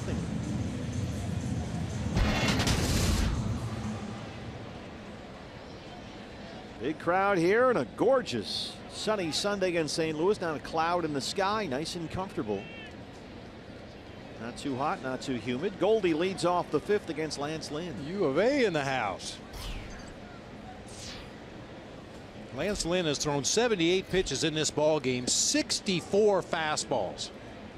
Make it 65. And keep in mind he had a 9-pitch first. So he has really labored lately. Goldie 0 for 2 so far. Yeah, 35 strikes with the fastball, 30 balls.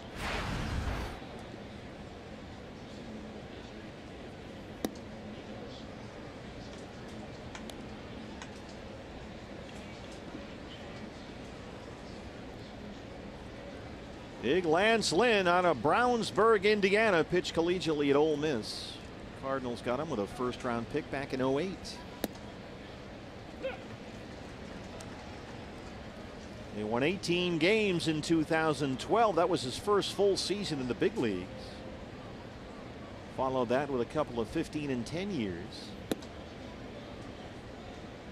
Went 12-11 2 years ago, then missed all of last season after Tommy John surgery. Yeah, same high school at Tucker Barnhart, the catcher for the Reds. Also Drew Storen, relief pitcher. They all went to the same high school. Good program there in Brownsburg, Indiana. Who knows? Must be, yeah. Storen and Barnhart overlapped, I believe, for 1 or 2 seasons there at high school, but Lance Lynn had preceded them by a couple of years. 3-2 to Goldie.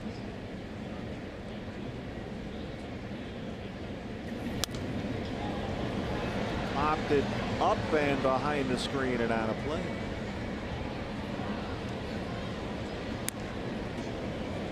Lance Lynn has given up a total of just 2 runs in his last 4 starts, but he's been all over the place here today.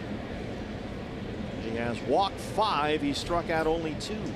J.D. Martinez will be next.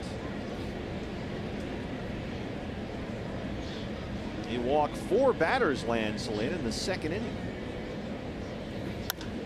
Goldie gets it in the air along the right field line. Grichuk drifting over there. He's got it in fair territory for the first out in the 5th.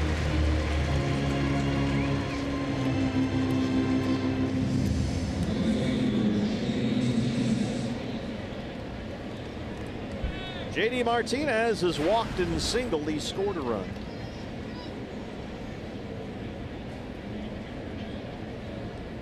It's hard to believe he got a hit that wasn't a home run.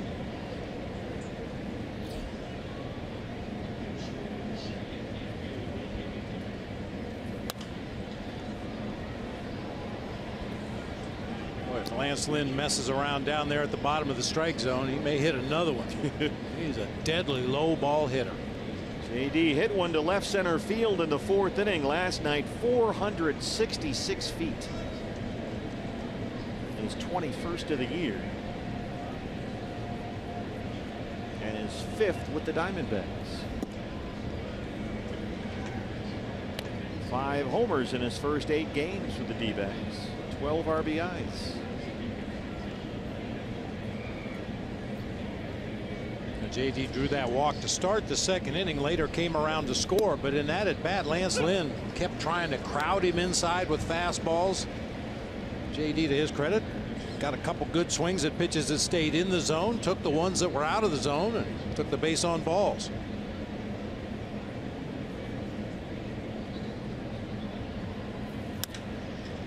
This is in the air, left center. Martinez drifting over there. 2 outs.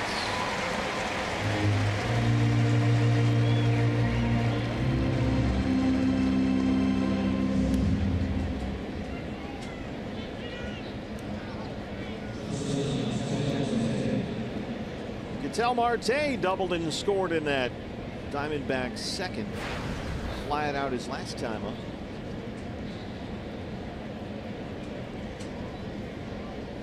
So Ketel has now hit safely in 5 straight games and 8 of his last 10. 3 doubles and 3 homers over that span.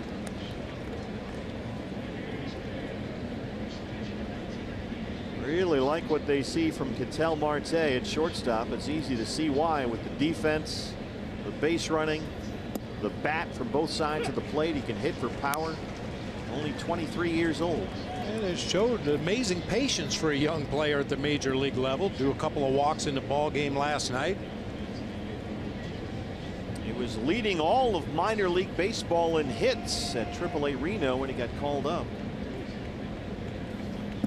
70 games with the Aces. He was hitting .338, leading the Coast League.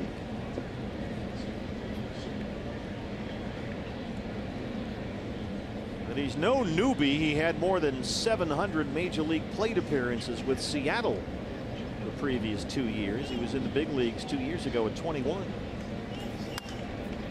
Slaps that one foul.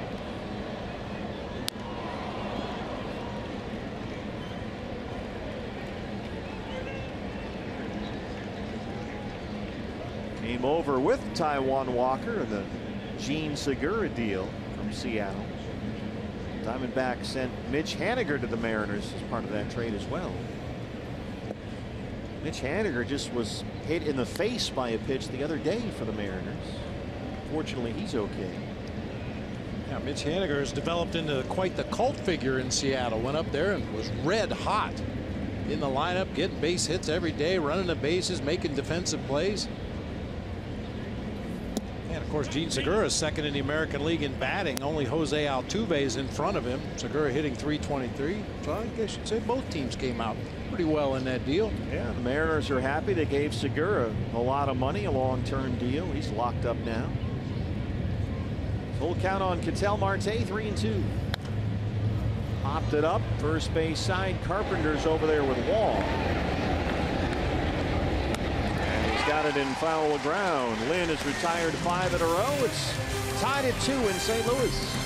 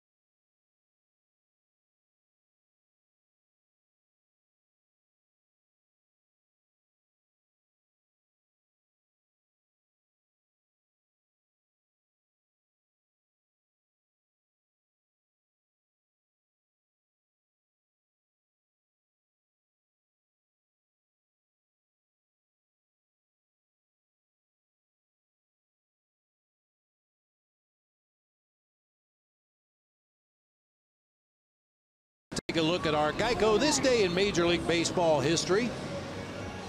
And it's a former Cardinal. Ivy Wingo stole second, third, and home in the same inning.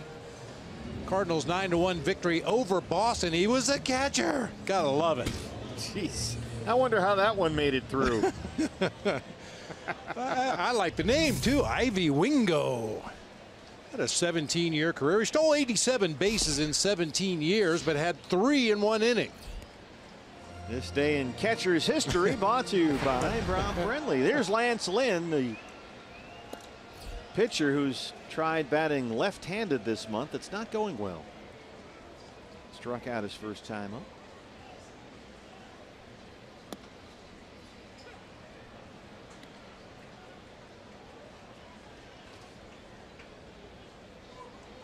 Taijuan Walker struck out the last 2 batters he's faced. He's got 8 strikeouts in the ball game. He's walked 2.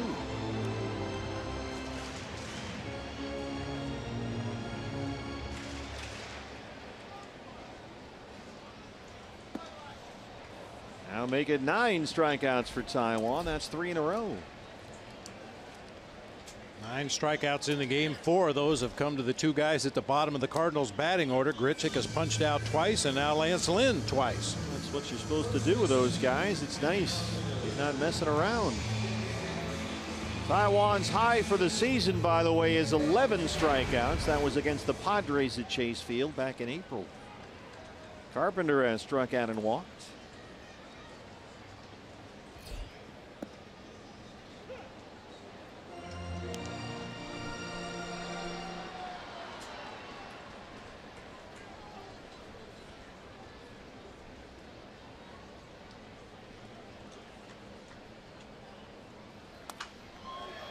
Broken bat, 1 hopper to DESCALSO deep in the outfield. 2 down.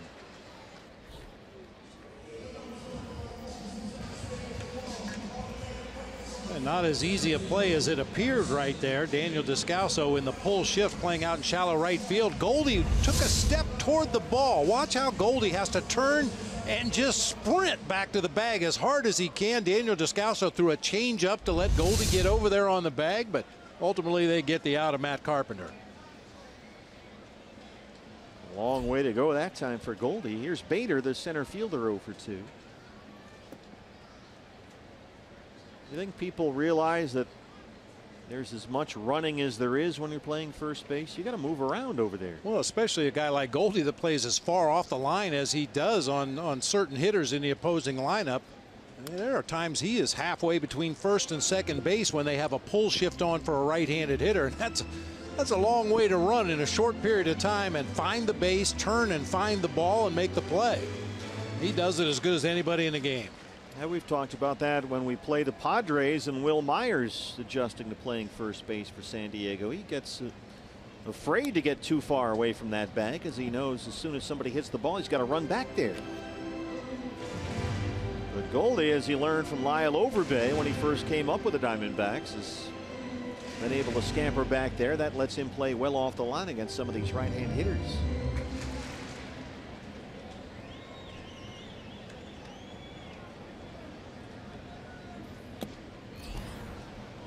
Iannetta hangs on. Taijuan Walker's got 10 strikeouts through 5 innings. We're tied at 2 in St. Louis.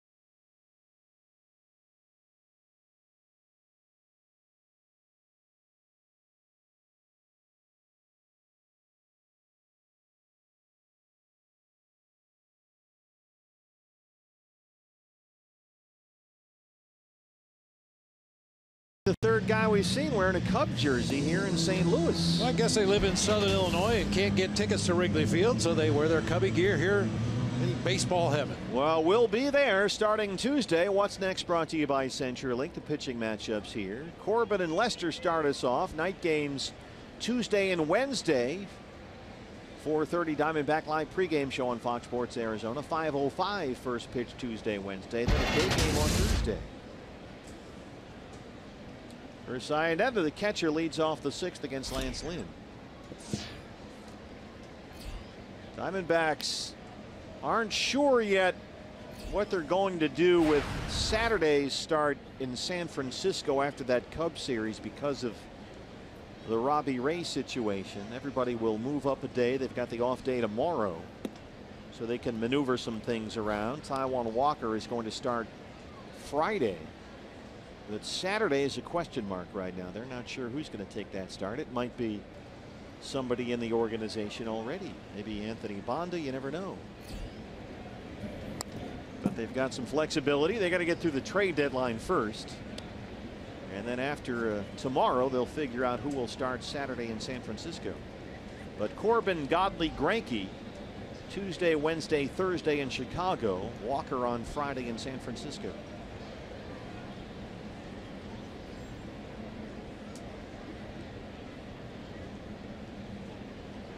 Pitch number 100 from Lance Lynn is ball 2. Lynn has just 2 strikeouts. He's walked 5 so far. 100 pitches, only 54 for strikes. He's been a little erratic today. But he strikes out Iannetta. That's 6 in a row retired by Lynn, who's starting to settle in now.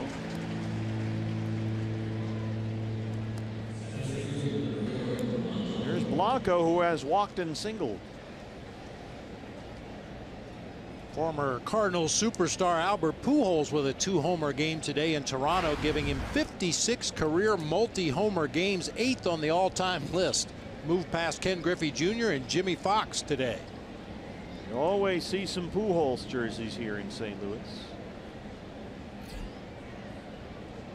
He's right up there with Stan the Man in this city. Still.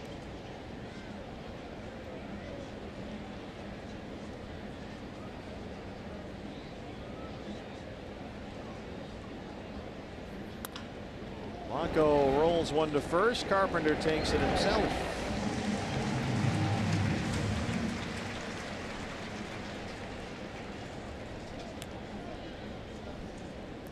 The pitcher, Taijuan Walker. Rockies now have an 8-4 lead in their first game of the doubleheader in Washington. They're in the 6th inning. Colorado playing a day-night split doubleheader at Nats Park today. They had a rain out earlier this week. Dodgers the late game tonight, hosting the Giants.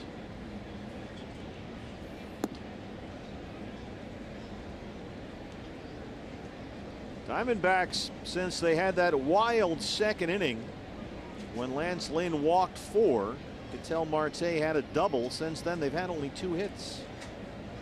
Both singles.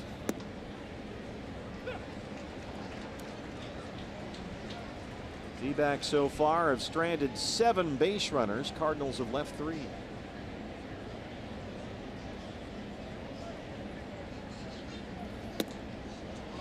Diamondbacks left the bases loaded in the 2nd. They had 2 on and 1 out in the 4th. Couldn't get a run in. 1 and 2 on Taijuan. And Carpenter one more time. Lance Lynn has set down 8 straight Diamondbacks. We're at Busch Stadium, St. Louis, tied at 2.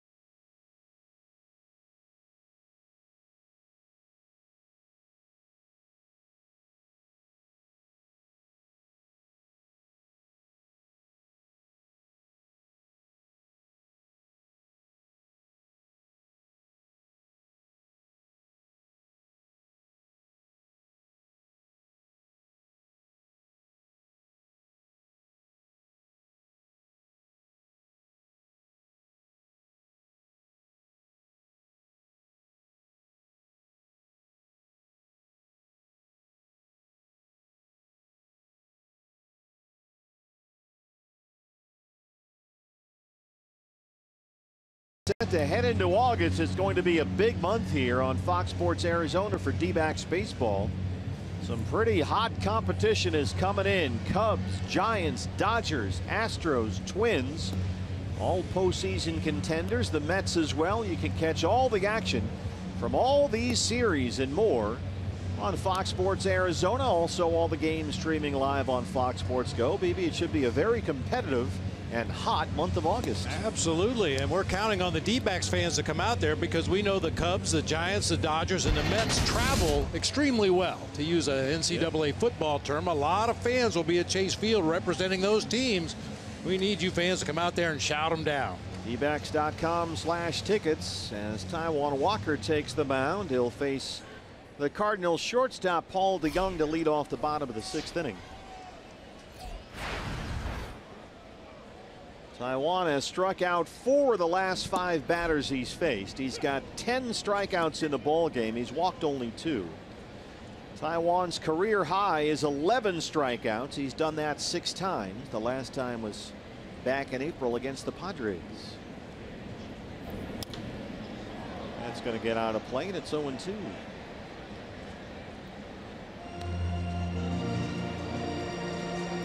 Well, the Diamondbacks felt like Taijuan would be a good matchup today against the Cardinals. These are guys who are pretty aggressive hitters. They will chase pitches, especially some fastballs up, and that's Taijuan's specialty.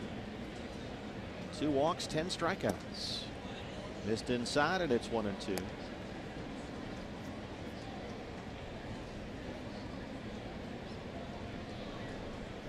Once again, the Diamondbacks not scoring a whole bunch of runs for Taijuan Walker. That's a big reason why he's had no decisions in 4 of his last 5 starts.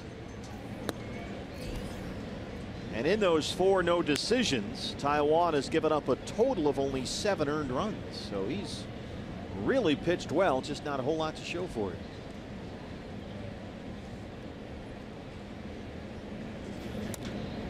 Young fights that one off. Marte drifting out to shallow left, and he hangs on to the knuckler. I think that ball got right up in the sun, just judging from the angle of the shadows down there on the field. Marte looking right up into that afternoon sun. They call that a snow cone. Well, you saw the way that shot right off the heel of the glove there, and he just was able to get it in the webbing. 6 in a row set down by Walker. Here's Jed Jerko, who's 0 for 2.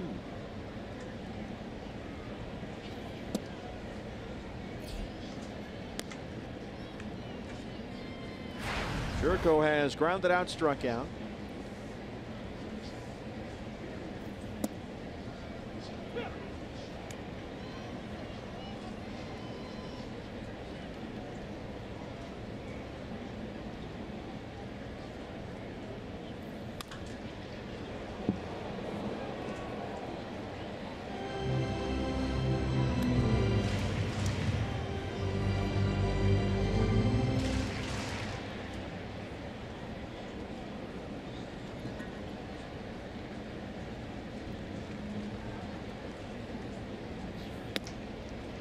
Two and 2 on the Cardinals' third baseman.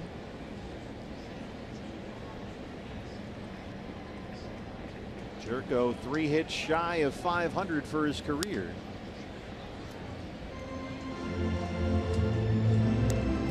Acquired by the Cardinals just before last year in a trade for the outfielder John Jay, who's now with the Cubs.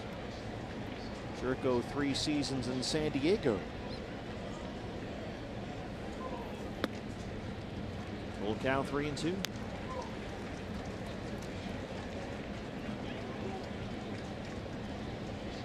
A 100 pitches for Taijuan Walker, 61 strikes. Molina, the catcher, on deck.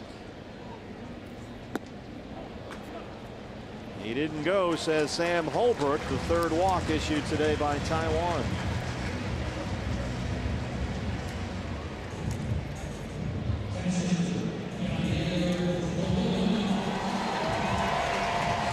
Big ovation for Molina. Singled and scored his last time up. Came in on the Jose Martinez 2-run homer that tied the game in the 4th. Molina has been a very aggressive swinger early in counts throughout the series. Take that one inside. It's 1-0.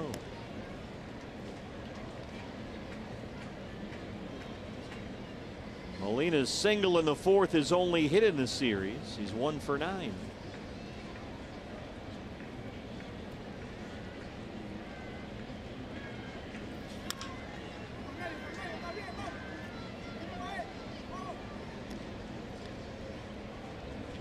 Yadier Molina's not going anywhere, even if he is tired. He's 35 in his 14th major league season. And St. Louis recently gave Molina a 3-year, $60 million contract extension, so he's going to make $20 million a year for the next 3 years after this one. But he's still a productive player. Lines that one into left center. Jerko digging, he heads for third, and he's in there. Second hit today for Yadier Molina. Cardinals have runners in the corners with 1 out in the 6th. Yadi with that big leg kick wind up as he goes into his swing. Times that one perfectly. Hits a line drive over the head of Marte toward the gap in left center. David got to it in great shape, but just couldn't get it back in time to get Jerko at third base. Mike Butcher, long walk to the mound. Jose Martinez is the reason we're tied 2-2. Martinez hit a home run into the right field corner his last time up, his 7th of the year. Yeah, while we have a moment here, partner, we should congratulate the 3 players being inducted into the Hall of Fame today. Pudge Rodriguez, Jeff Bagwell, and Tim Raines. Well, you think about it, you got Pudge, who was a great offensive player, but was more known for his defense. Jeff Bagwell, who did everything well, and Tim Raines, who was known for his speed. You kind of represent all the aspects of the game there with the 3 inductees this year. And I want to personally congratulate the great Claire Smith, who I got to work with for years. She is absolutely first class. Voted this year's J.G. Taylor Spink Award by the Baseball Writers Association of America. So Claire is there, getting honored by the Hall of Fame today, and congratulations, Claire, well deserved. Yeah, thinking about it, Jeff Bagwell was probably the closest thing to Paul Goldschmidt. Yeah, first baseman, played good defense, could steal bases, hit home runs. He had 10 seasons of his 15-year career where he was in double digits in steals, including a high of 31 back in 1997. Big spot for Taiwan. They're on the corners, 1 out. Martinez is singled and homered as the bullpen gets busy for the Diamondbacks.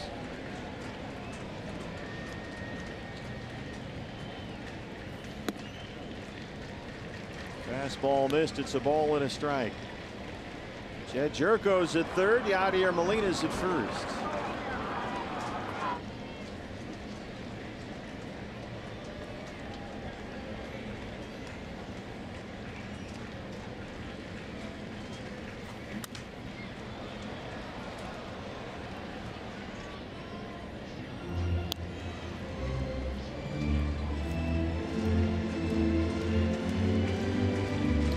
De La Rosa starting to get loose for the Diamondbacks.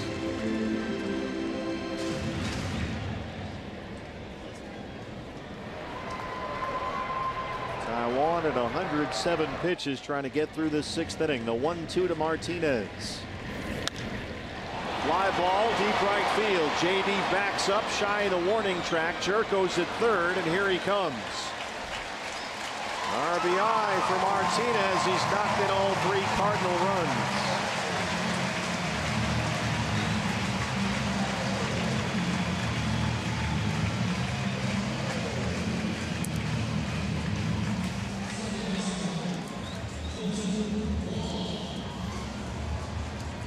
So it's 3-2 Cardinals, and that's going to be it. Torey Lovullo has the left-hander ready for Colton Wong.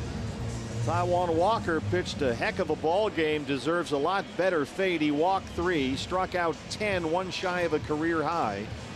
But he's going to leave here in the 6th inning trailing 3-2.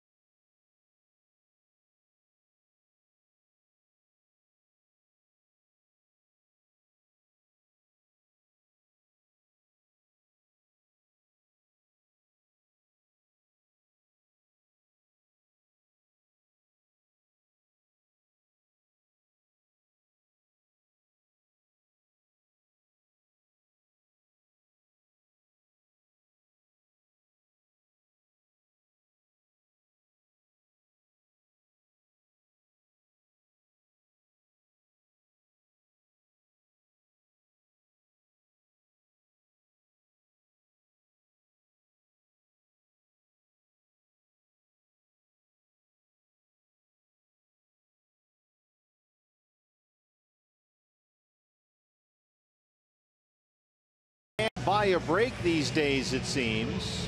Only one loss in his last 5 starts, but winless since June 21st. A whole bunch of no decisions lately. Right now he's on the hook for a 3-2 gap. Jorge De La Rosa, the left-hander, on to face Kolten Wong. It's the Ashline Cole to the bullpen with a run in. Molina at first and 2 outs. We know Jorge De La Rosa is not a left-handed specialist. Being a former starting pitcher, he's had to face a lot of righties in his career, but lefties, well, hitting 8 for 47. That's a 170 average against De La Rosa. Kolten Wong tried to get a bunt down there.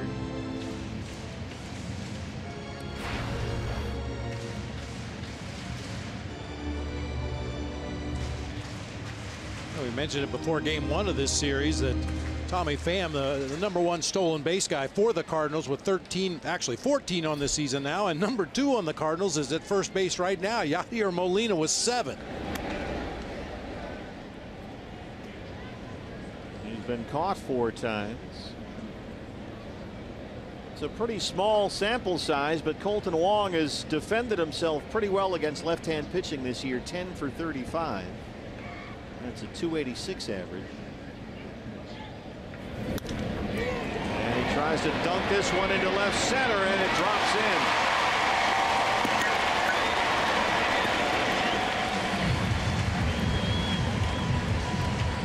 No way that Blanco or Peralta could get to that one. 2 on and 2 out now for Grichuk.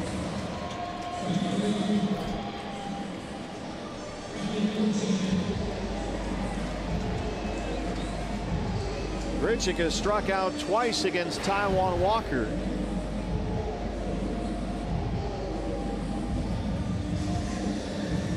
Torey Lovullo making a very slow walk to the mound. There's a right-hander warming up in the bullpen.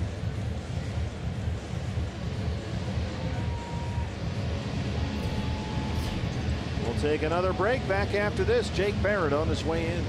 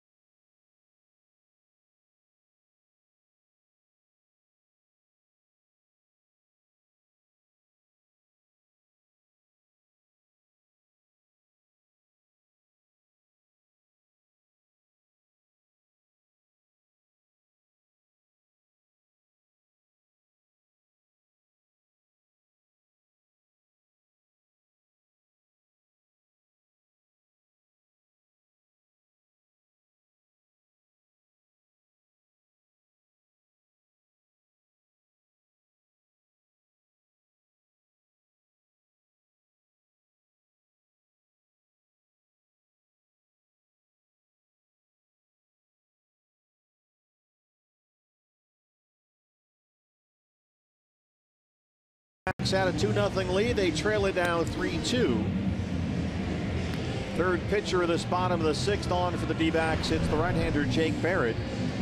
His 10th appearance of the year, brought on with 2 on and 2 out. A run is in. He'll work to Randall Grichuk. This is where, if there's an issue in the bullpen right now for Torey Lovullo, it might be matching up right-handers.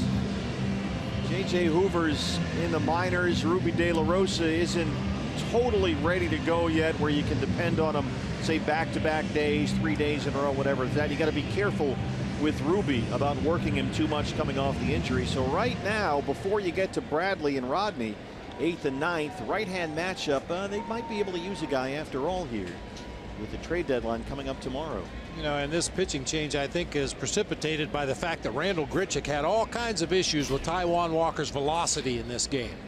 And Jorge De La Rosa does a lot of things well, but he's not going to blow away a lot of right-handed hitters. Jake Barrett can do that. Yeah, we've seen him consistently upper 90s so far since he's been back. Starts him off with something else, though. It's 1-0. Slider just didn't take the break that time. Tried to overthrow it. First pitch to Grichuk.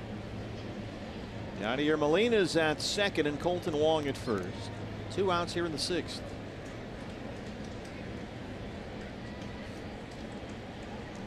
This is a good example of a spot where they could maybe use another right-hand arm out of that bullpen after all.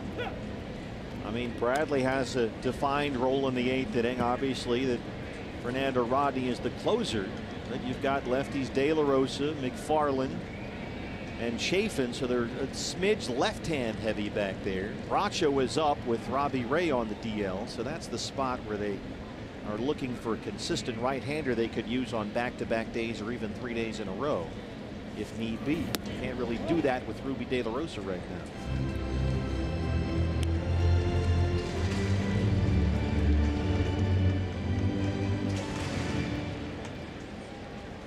That's Archie Bradley hiding in the shadows. I ran into Archie's younger brother the other day at the in the lobby here at the ballpark, and he's got a beard that's even more luscious than Archie's. I was going to say, how could you tell it was him? 2-1. It's shaped the same way, too. It's got sort of squared off. Bring in the beard. Not till the 8th. Pitcher's spot is up next for St. Louis. Greg Garcia is in the on-deck circle, ready to hit for Lance Lynn. 3-1 to Randall Grichuk.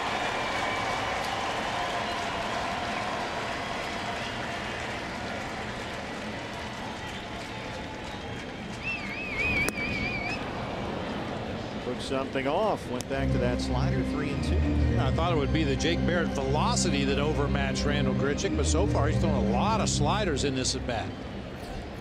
There's Garcia. He would be next. Action in the Cardinal bullpen. Molina at second and Wong at first. 2 outs, 3 balls, 2 strikes.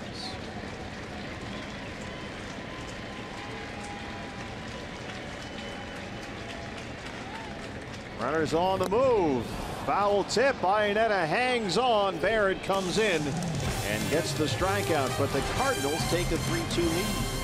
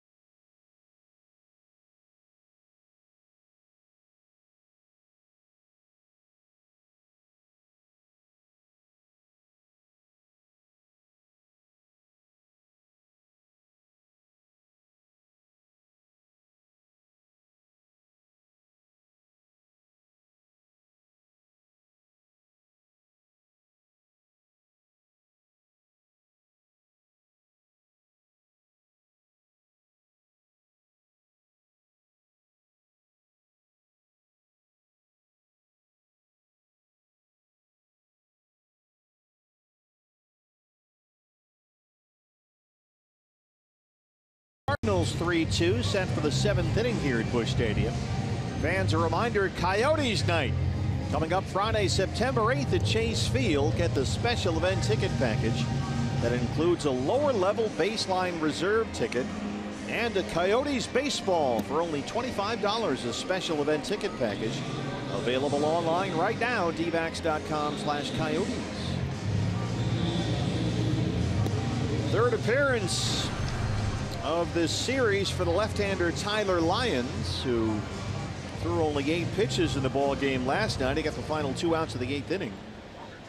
He's on to start the top of the 7th. David Peralta will lead it off. It'll be 3 left-hand batters against Lyons: Peralta, Descalso, and Lamb. David flied out to lead off the ball game. He's walked twice, 0 for 1 today.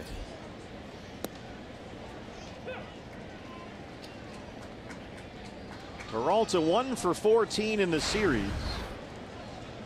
He's hitting almost .290 versus lefties this year, including 2 home runs. But down quickly 0-2.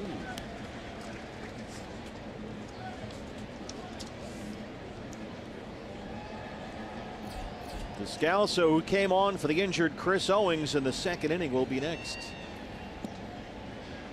CO appeared to injure either his hand or finger on a bunt attempt back in the 2nd. Descalso had to come in, finish up the at-bat. No word on Chris's condition as of yet.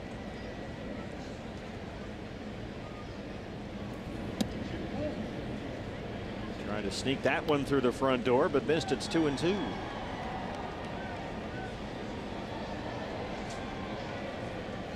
David's had a quiet stretch here, 1 for 19 in his last 5 games. Pops this one up to shortstop for DeYoung. Hey fans, anytime the D-backs score 5 runs or more, Taco Bell is giving away 3 free tacos with the purchase of a large drink between 4 and 6 the following day at participating locations. Diamondbacks have only 4 hits in the ball game. Their last hit was Blanco's single to lead off the 4th.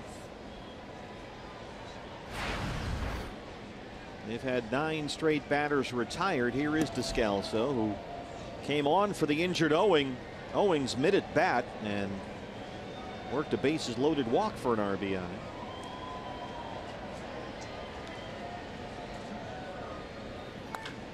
This one is hit well, right field corner. Grichuk won't get there. It's off the wall. Daniel Descalso hustles into 2nd with a double. A 1-out double for Descalso. He's the tying run in scoring position here in the 7th.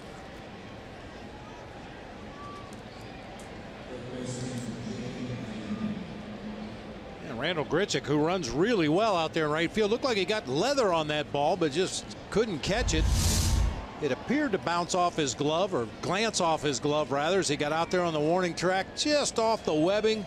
Short hops the wall and comes right back to him. Good thing Daniel Descalso was running hard on that ball. Well, here's a chance for Jake Lamb. Diamondbacks have stranded 7 in the ball game, and Jake has been a big part of that here. He popped up with the bases loaded and 2 outs in the 2nd, and then flied out with 2 on and 2 out in the 4th. He singled his first time up today, 1 for 3.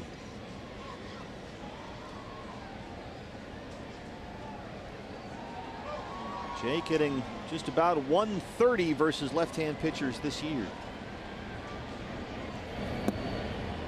And right away he's down 0-2.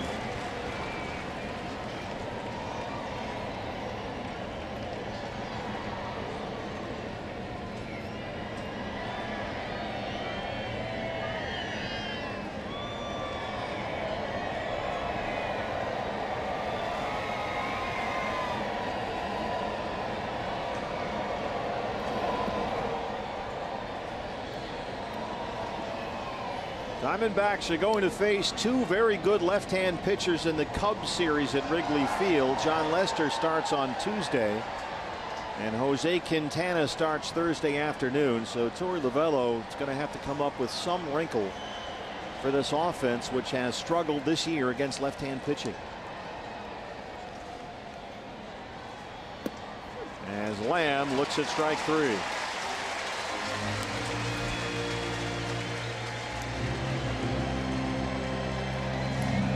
Comes Goldie. 2 outs and the tying run at 2nd base. Mike Matheny has a right-hander ready. he'll go out to get Tyler Lyons. We'll take a break from St. Louis. Diamondbacks trail at 3-2.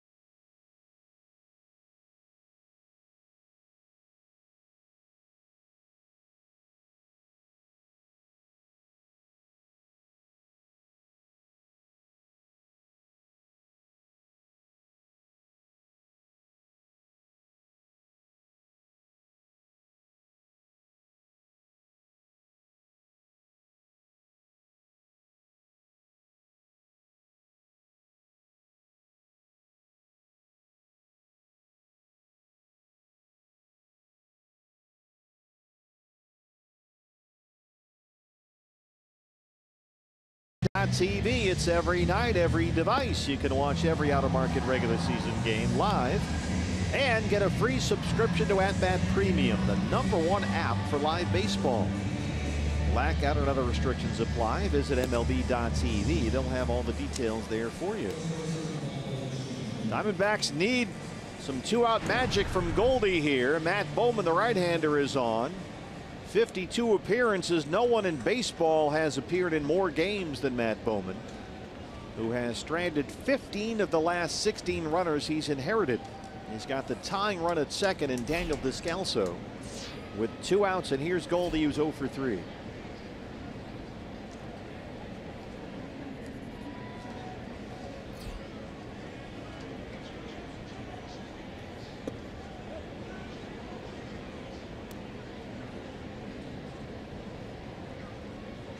Goldie riding a 6-game hitting streak, 4 hits in the series, including a home run here last night.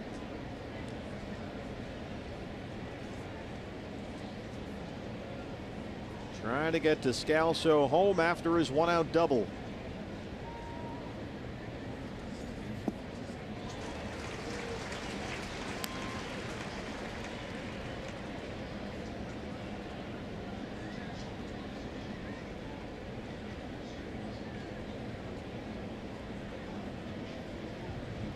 D-backs had bases loaded, 2 outs in the second, 2 on, 1 out in the fourth. Couldn't get a run in.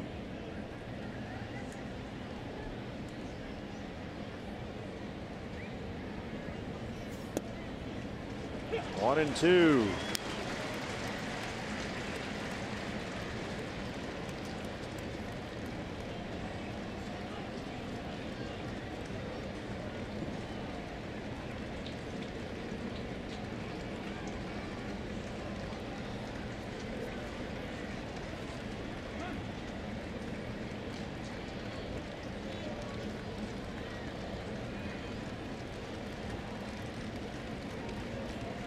There is a bit of a wind right now that started blowing in from left center field. 1 ball and 2 strikes to Goldie.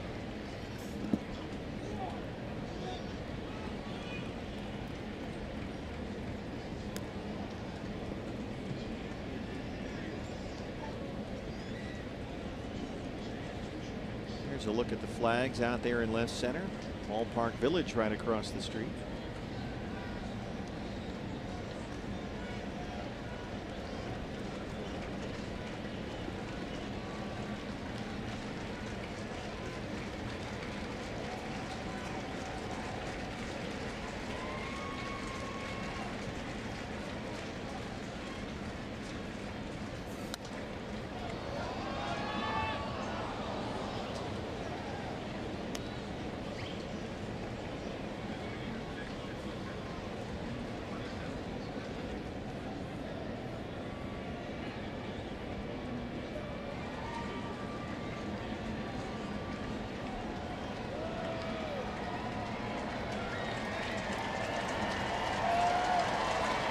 balls, 2 strikes, 2 outs.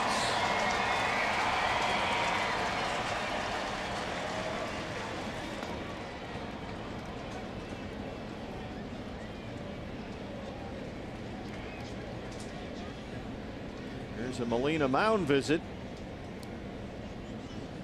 3-2 to Goldie with J.D. Martinez on deck. Adrian Beltre reached that 3,000 hit plateau with a double into left field this afternoon. The first Dominican-born player to accomplish that feat. Really? Yeah, and the third baseman. George Brett and Wade Boggs also reached 3,000 hits in their career. Wade Miley started that game for the Orioles. You could almost hear the boos coming from Arlington. Wade fell behind 3-0. Sure, the fans at Texas weren't digging that too much, but then Beltre swung away on a 3-0 pitch and doubled into the left field corner. Well, here comes a 3-2 pitch to Goldie. That's out of play.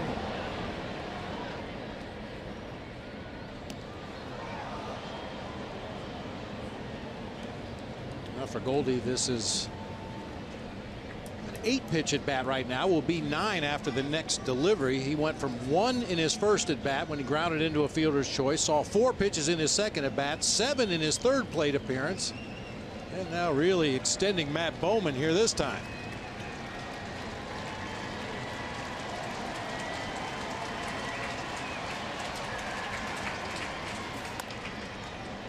Bounced in the hole. Jerko at third. Diamondbacks strand another base runner. Descalso left at second. It stays 3-2 St. Louis.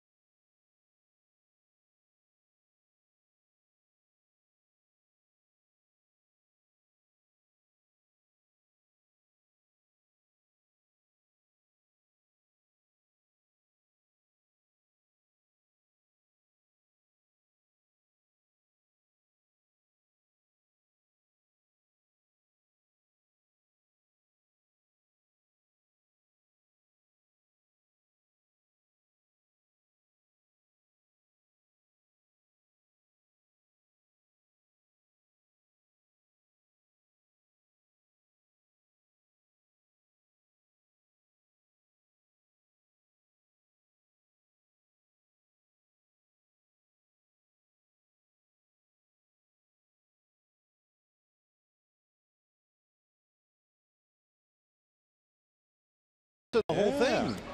D-backs fans with us in St. Louis representing. Nice job. Hey fans, don't miss one of the biggest matchups this season. August 11th through the 13th, the Diamondbacks and the Cubs. It's a big series. First 20,000 fans in attendance August 12th. Get the Arizona flag cap. Get your tickets at dbacks.com. Well, Torey Lovullo waited until Greg Garcia was announced as the pinch hitter for Matt Bowman. And Garcia, a left-hand batter, means that we need to go to a left-hand pitcher. So we'll take another break from St. Louis.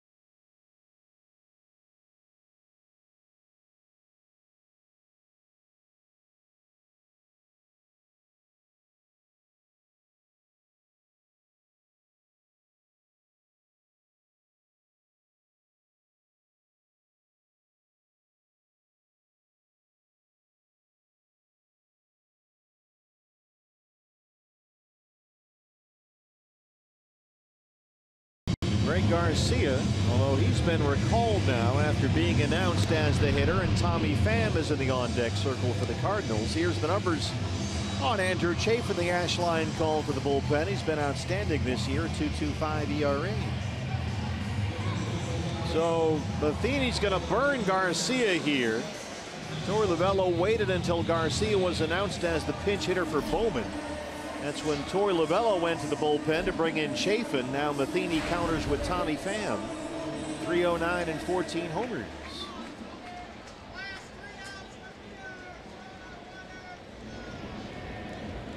Pham has singles in each of the first 3 games of this series. He's riding a 6-game hitting streak.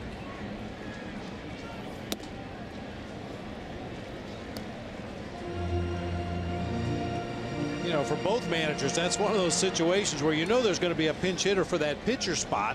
You see Greg Garcia, the left-handed bat. Speaking of bat, that one broke right in half.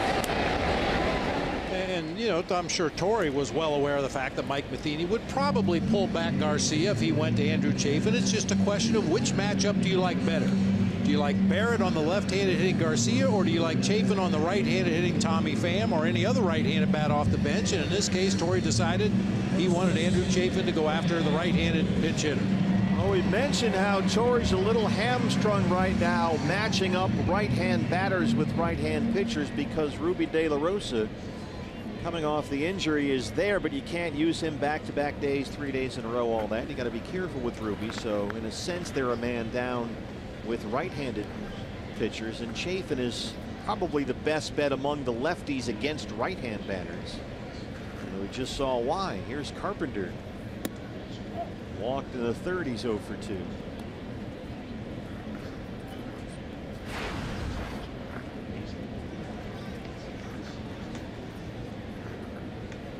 Carpenter has 4 hits in the series. He's also struck out 6 times. Had a couple of doubles last night. Diamondbacks have the shift on, and there's his strike. It's 1-1.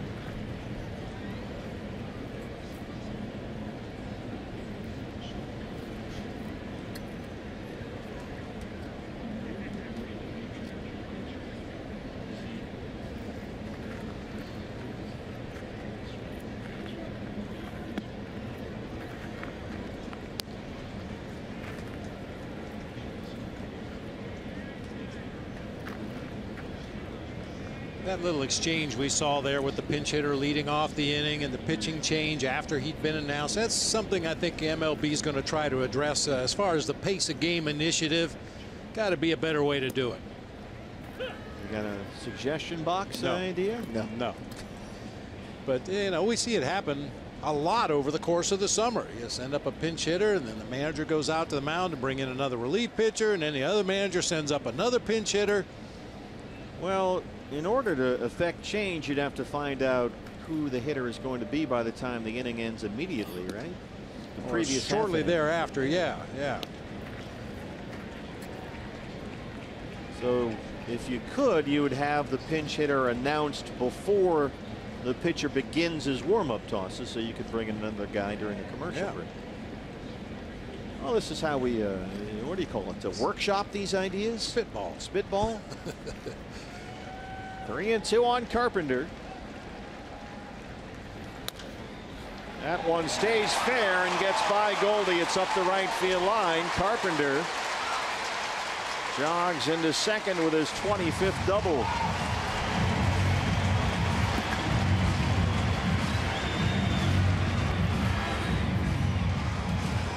Right down that first baseline for Matt Carpenter. One thing you see back here in the Midwest, even this time of year, the grass is very thick.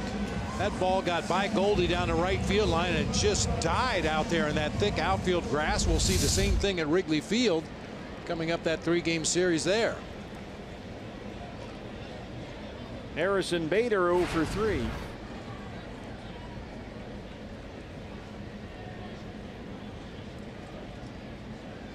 Carpenter the runner at second and 1 out. This is Chafin's inning. The bullpen quiet for the Diamondbacks.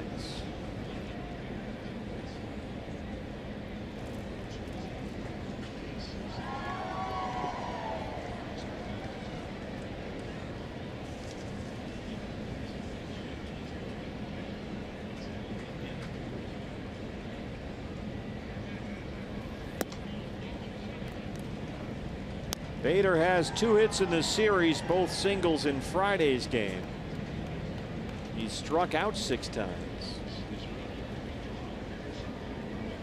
This is only his 6th ever game in the major leagues. 23-year-old rookie.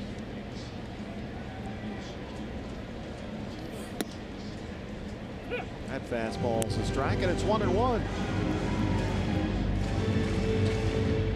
Rockies are leading in Washington 9-5. It's now the 8th inning, the first game of a day-night doubleheader at Nats Park after a rainout over the weekend. Colorado 9 runs on 14 hits in game 1. Diamondbacks lead over the Rockies is only 1 game for that first National League wildcard spot. Dodgers host the Giants in the night game tonight. Madison Bumgarner against Hyunjin Ryu.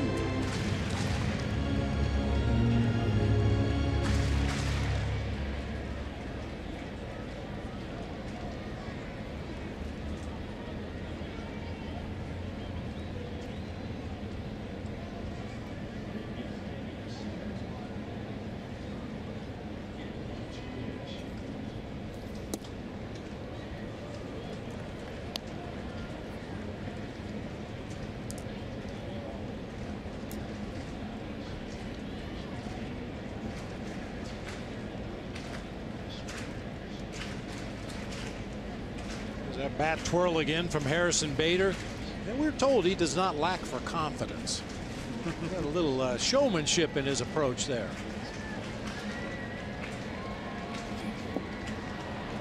Chafin gets him to strike out. Iannetta will finish this one off. 2 outs in the 7th. Hey fans, the day after every D-backs win, get 50% off all pizzas at regular menu price using promo code DBACKS50 at papajohns.com. Just got news coming across the internet. It's a longtime Major League great Lee May has passed away today at the age of 74 in Cincinnati. Had a very good career over 18 seasons in the major leagues. Lee May, 3-time All-Star. The shortstop Paul DeYoung now.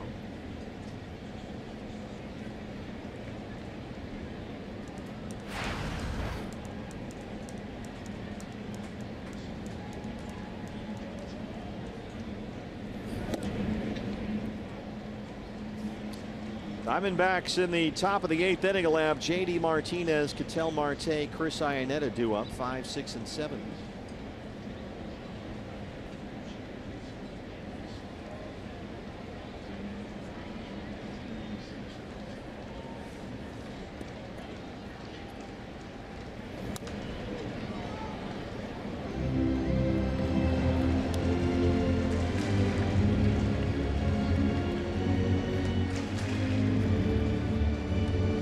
Looks like the former closer, Sung-Hwan Oh, the right-hander, is ready in the St. Louis bullpen. He'll get the top of the 8th inning.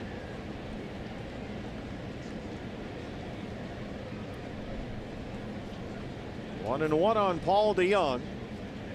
Carpenter at second and 2 outs. Check this swing. It's 2 balls and 1 strike.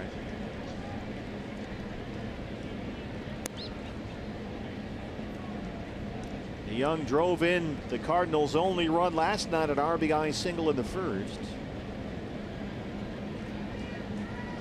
He's got 3 singles and 3 walks in the series.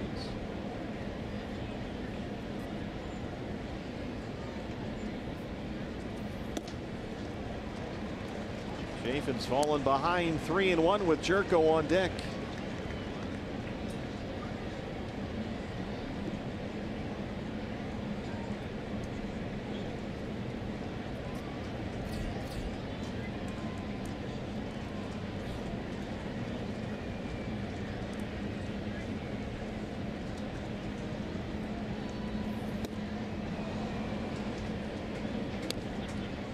Full count, 3-2.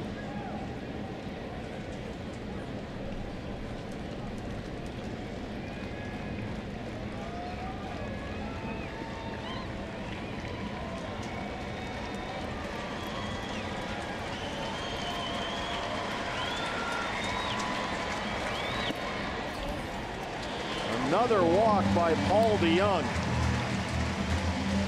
That's his 4th walk in the series. The guy had walked 4 times all year. Oh, man. Coming into this series. So now 2 on and 2 out for Jerko.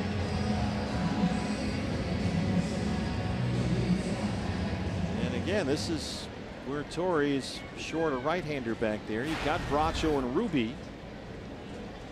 Going to send Mike Butcher out there to stall for time as Bracho will start to loosen up with the Diamondback bullpen.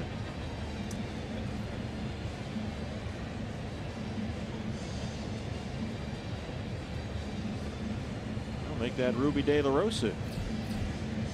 Saw Ruby pitch Friday night.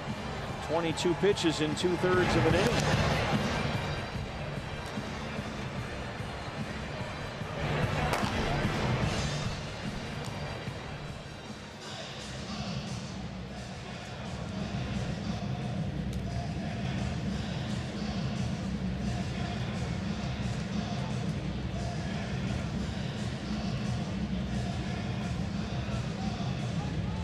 So they'll have to go with Chafin against another right-hand batter. It's Jed Jerko, who walked and scored in the 6th inning. He's 0 for 2. He leads the Cardinals in hits and runs batted in. 2 on and 2 out.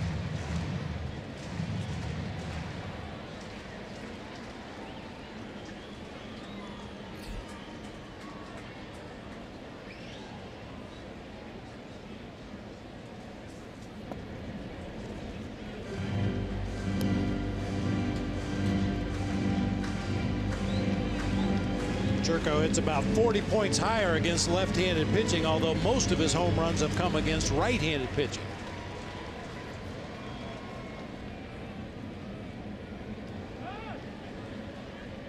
Iannetta asks for time. Pulling a Molina. Trying to give Ruby De La Rosa a little more time to warm up. After Jerko, you've got Yadier Molina and Jose Martinez, 2 more right-handed hitters, before Colton Wong down in that 7 spot, another lefty.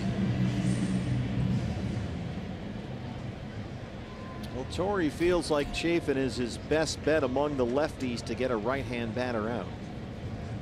But Chafin behind 1-0.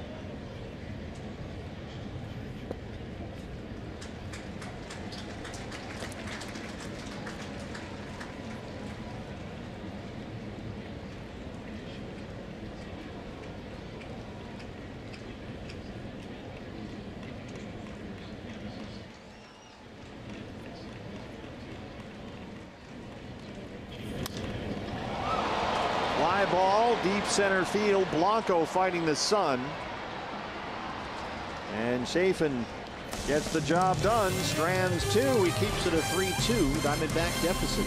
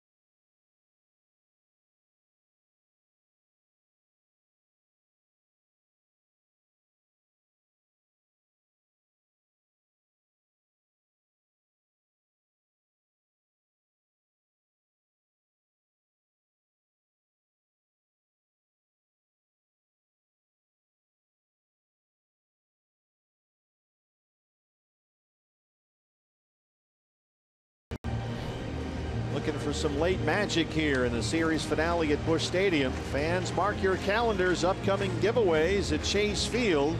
We got a lot going on here. Arizona flag cap before the Diamondbacks and Cubs game Saturday, August 12th. Courtesy of Gila River Casinos. D-backs cooler bag on the 26th. That's courtesy of Arizona milk producers. dbacks.com has the full promotional schedule. 8th inning in St. Louis. Sung-Hwan Oh, the former closer, making his 45th appearance of the year, a 3.72 ERA. Does have 18 saves. Oh pitched in a game on Friday.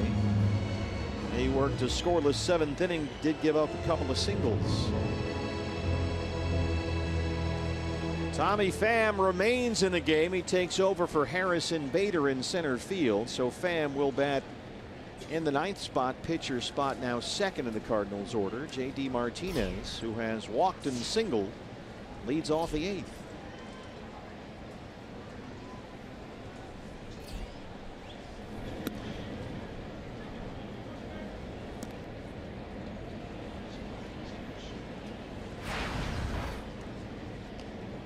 D-backs 2 runs on 5 hits. They've left 8 runners on base. Cardinals 3 runs on 6 hits. They've left 7.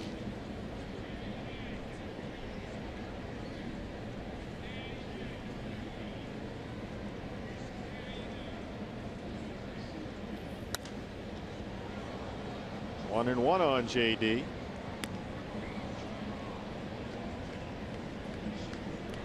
He's a guy who goes up there a lot like Justin Turner in that he tries to hit the ball up in the air.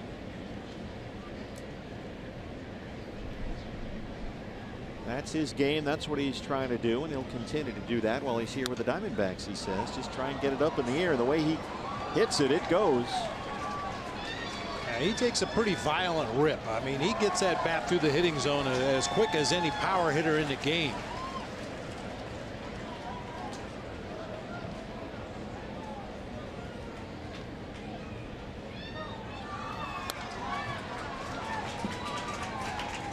Saw him hit a home run last night, 466 feet out to left center.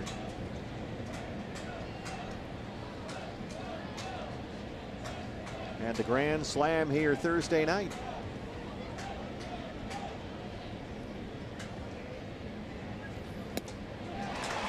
Swing and a miss on a fastball, 1 down in the game. Oh, climbing the ladder a little bit with that last heater up there around the letters to JD. Ketel Marte doubled and scored in the 2nd inning, 1 for 3 today. That's a good series, Ketel Marte. Singled in Thursday's game, had a base hit his only at bat on Friday. 2-run homer here last night as Archie Bradley starts to get it cranked up in that D-back bullpen.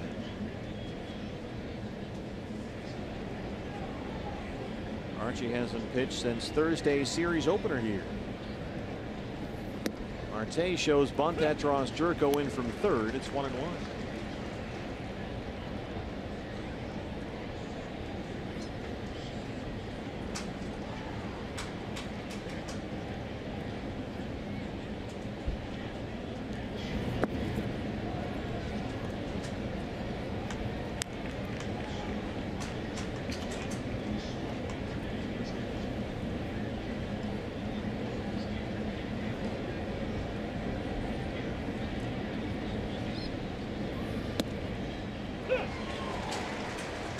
That's the strike call from DJ Rayburn. 2-2.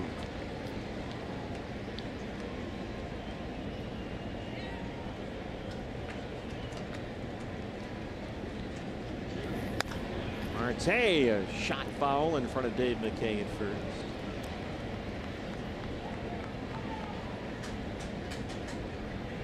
Chris Ionetta's on deck. He's had a flair for the dramatic this year. Looking for some late drama in the series finale. D-backs had a 2-0 lead. They trailed it 3-2.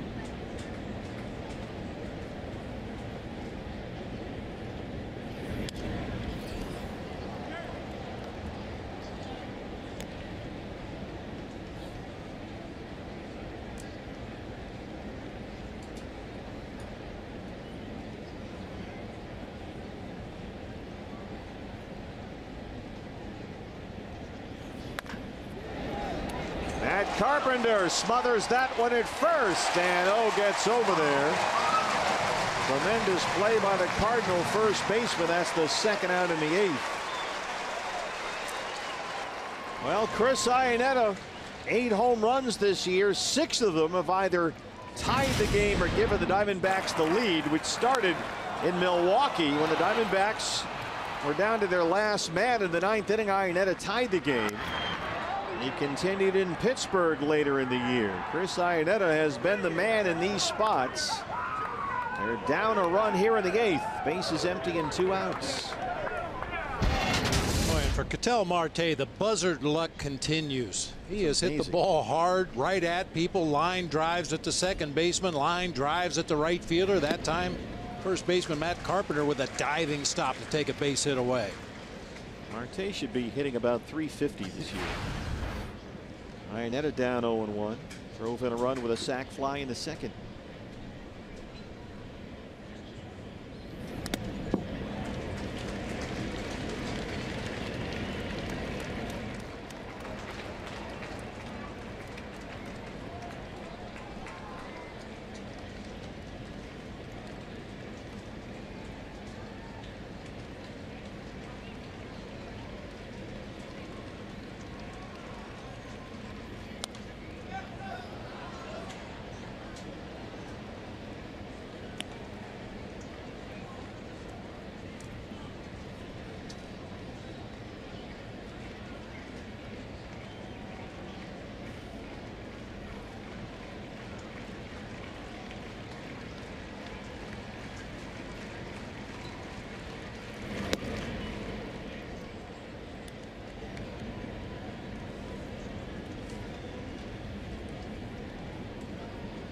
One ball and 2 strikes on Chris. Bases empty, 2 outs. D-backs with just 5 hits so far.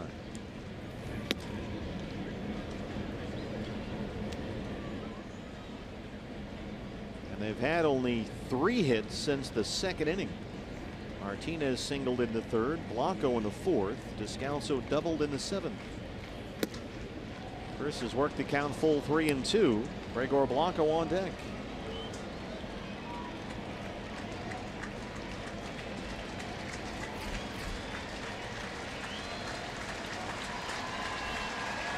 And that second inning, when the Diamondbacks scored their 2 runs, they only had 1 base hit in the inning. Lance Lynn walked 4 batters in that second inning. Diamondbacks left them loaded, however. They had 2 on and 1 out in the 4th. Couldn't get a run home. Stranded the tying run at second with 1 out in the 7th. So it's still 3-2. D-backs had a 2-0 lead. Cardinals tied it on a Jose Martinez 2-run homer in the 4th. And Martinez hit a sac fly RBI in the 6th, and that's been the difference. 3-2 to Chris Iannetta.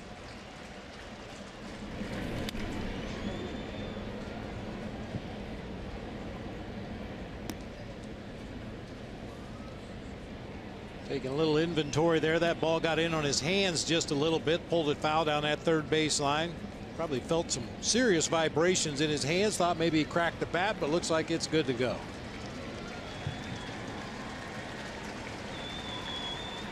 Got him. Works a 1-2-3-8. It's still 3-2 St. Louis.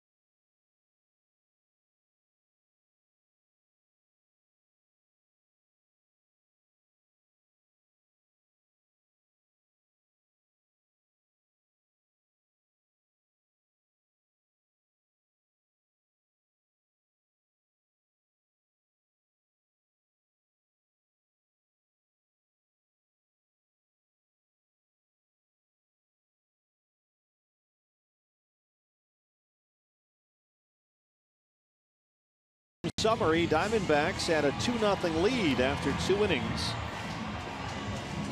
They got an RBI sac fly from Chris Iannetta, bases loaded walk from Daniel Descalso, but the Cardinals tied it with a 2-run Jose Martinez homer in the 4th. Martinez added a sac fly RBI in the 6th inning, and that's been all the scoring. Diamondbacks lost Chris Owings in the 2nd.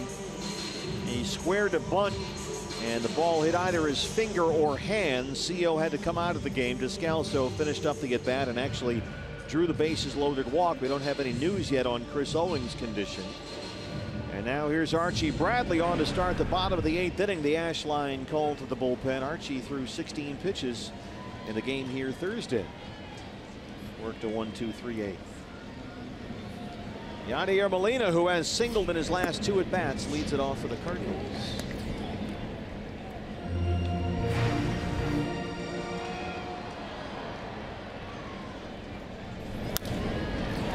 J.D. Martinez.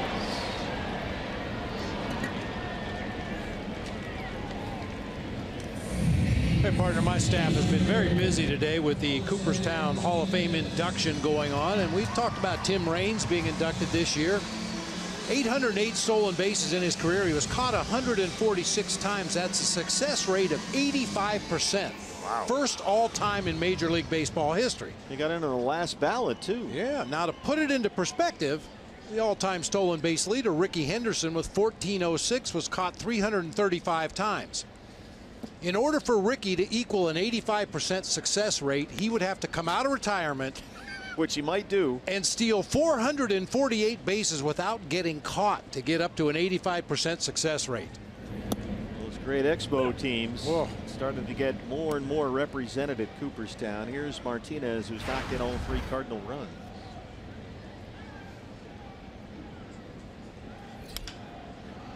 Another little tidbit on Tim Raines. He got picked off base 29 times in his first 4 seasons in the big leagues. That seems like a lot. Over the next 20 years, he got picked off 22 times. He figured it out.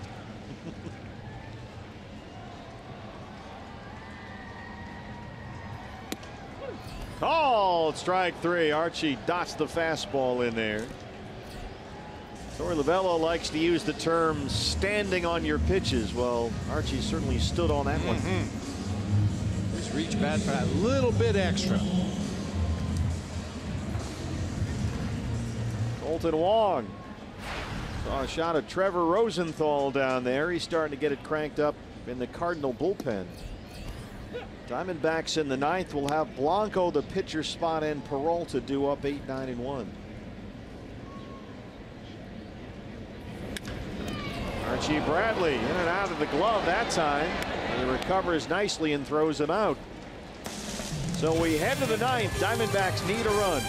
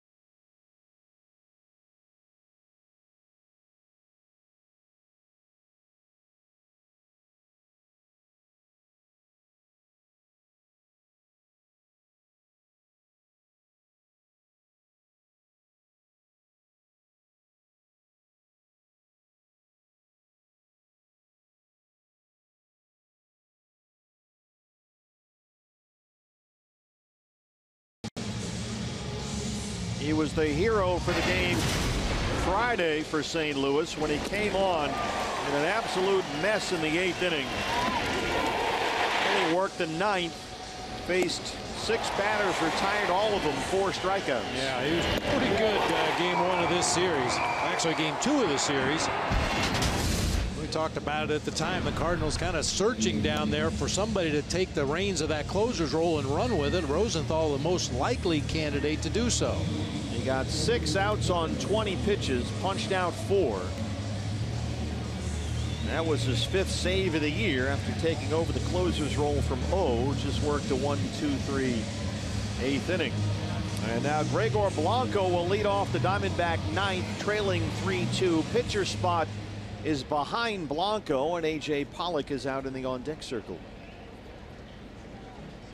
So here we go. D-backs need a run. Down to their final 3 outs. Blanco, Pollock, and Peralta against Trevor Rosenthal.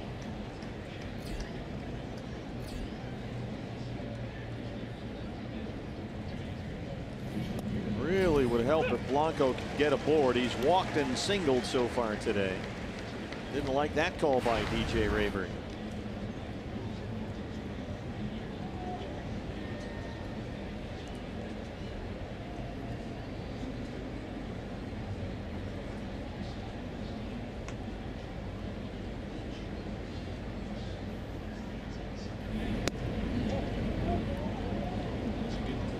Breaking ball missed, and it's 1-1.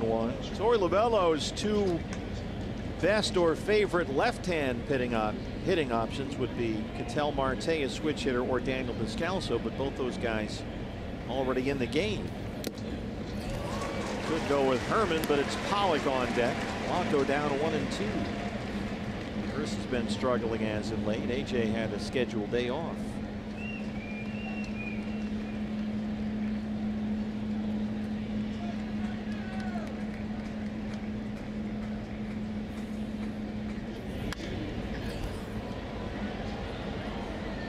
Rosenthal, when we saw him Friday, was 100-101. He can really gas it up.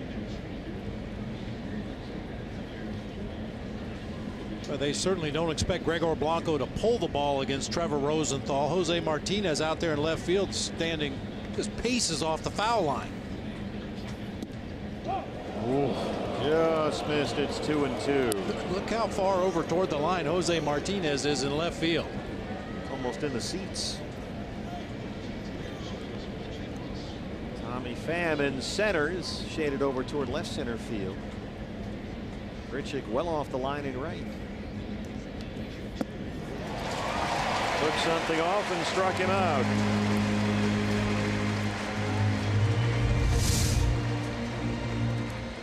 Oh, changeup.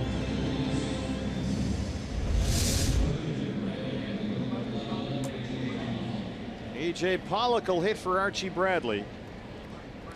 A.J. 303 and 5 homers, 4 hits in the series. He's doubled in all 3 games here so far.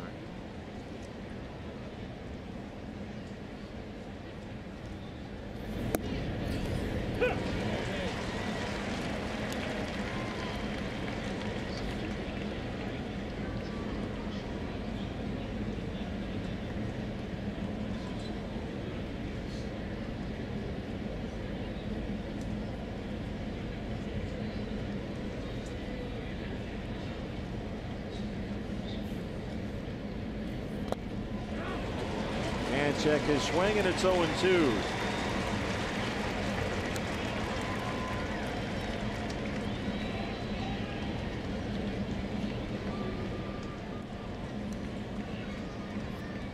D-backs with only 5 hits today. Only 3 hits since the 2nd inning.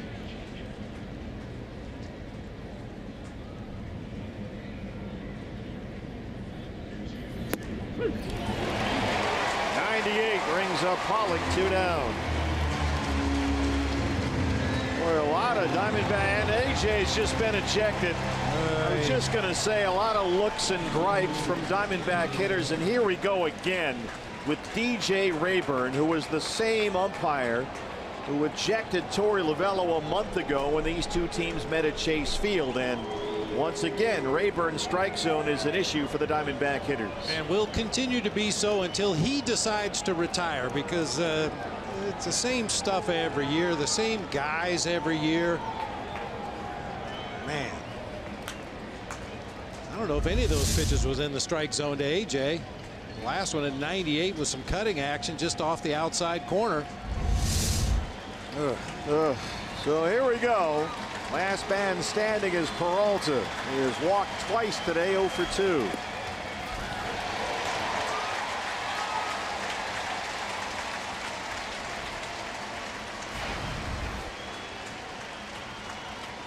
David 1 for 15 in the series.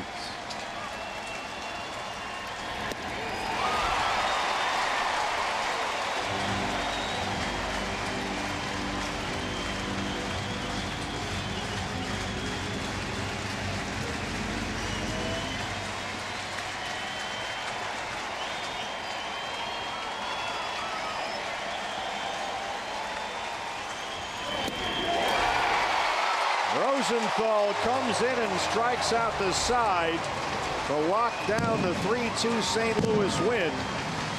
And the Diamondbacks have to settle for a 4-game split here in St. Louis. The pitching was outstanding. Diamondbacks allowed 5 runs total in this 4-game series, but they managed only 2 wins. Got to find a way to come up with those big knocks with runners in scoring position. The Diamondbacks had opportunities today with the right guys at the plate, but just couldn't get it done. 5 runs allowed ties a D-backs franchise record for fewest runs allowed in a 4-game series, but they go 2-2. Back after this from St. Louis.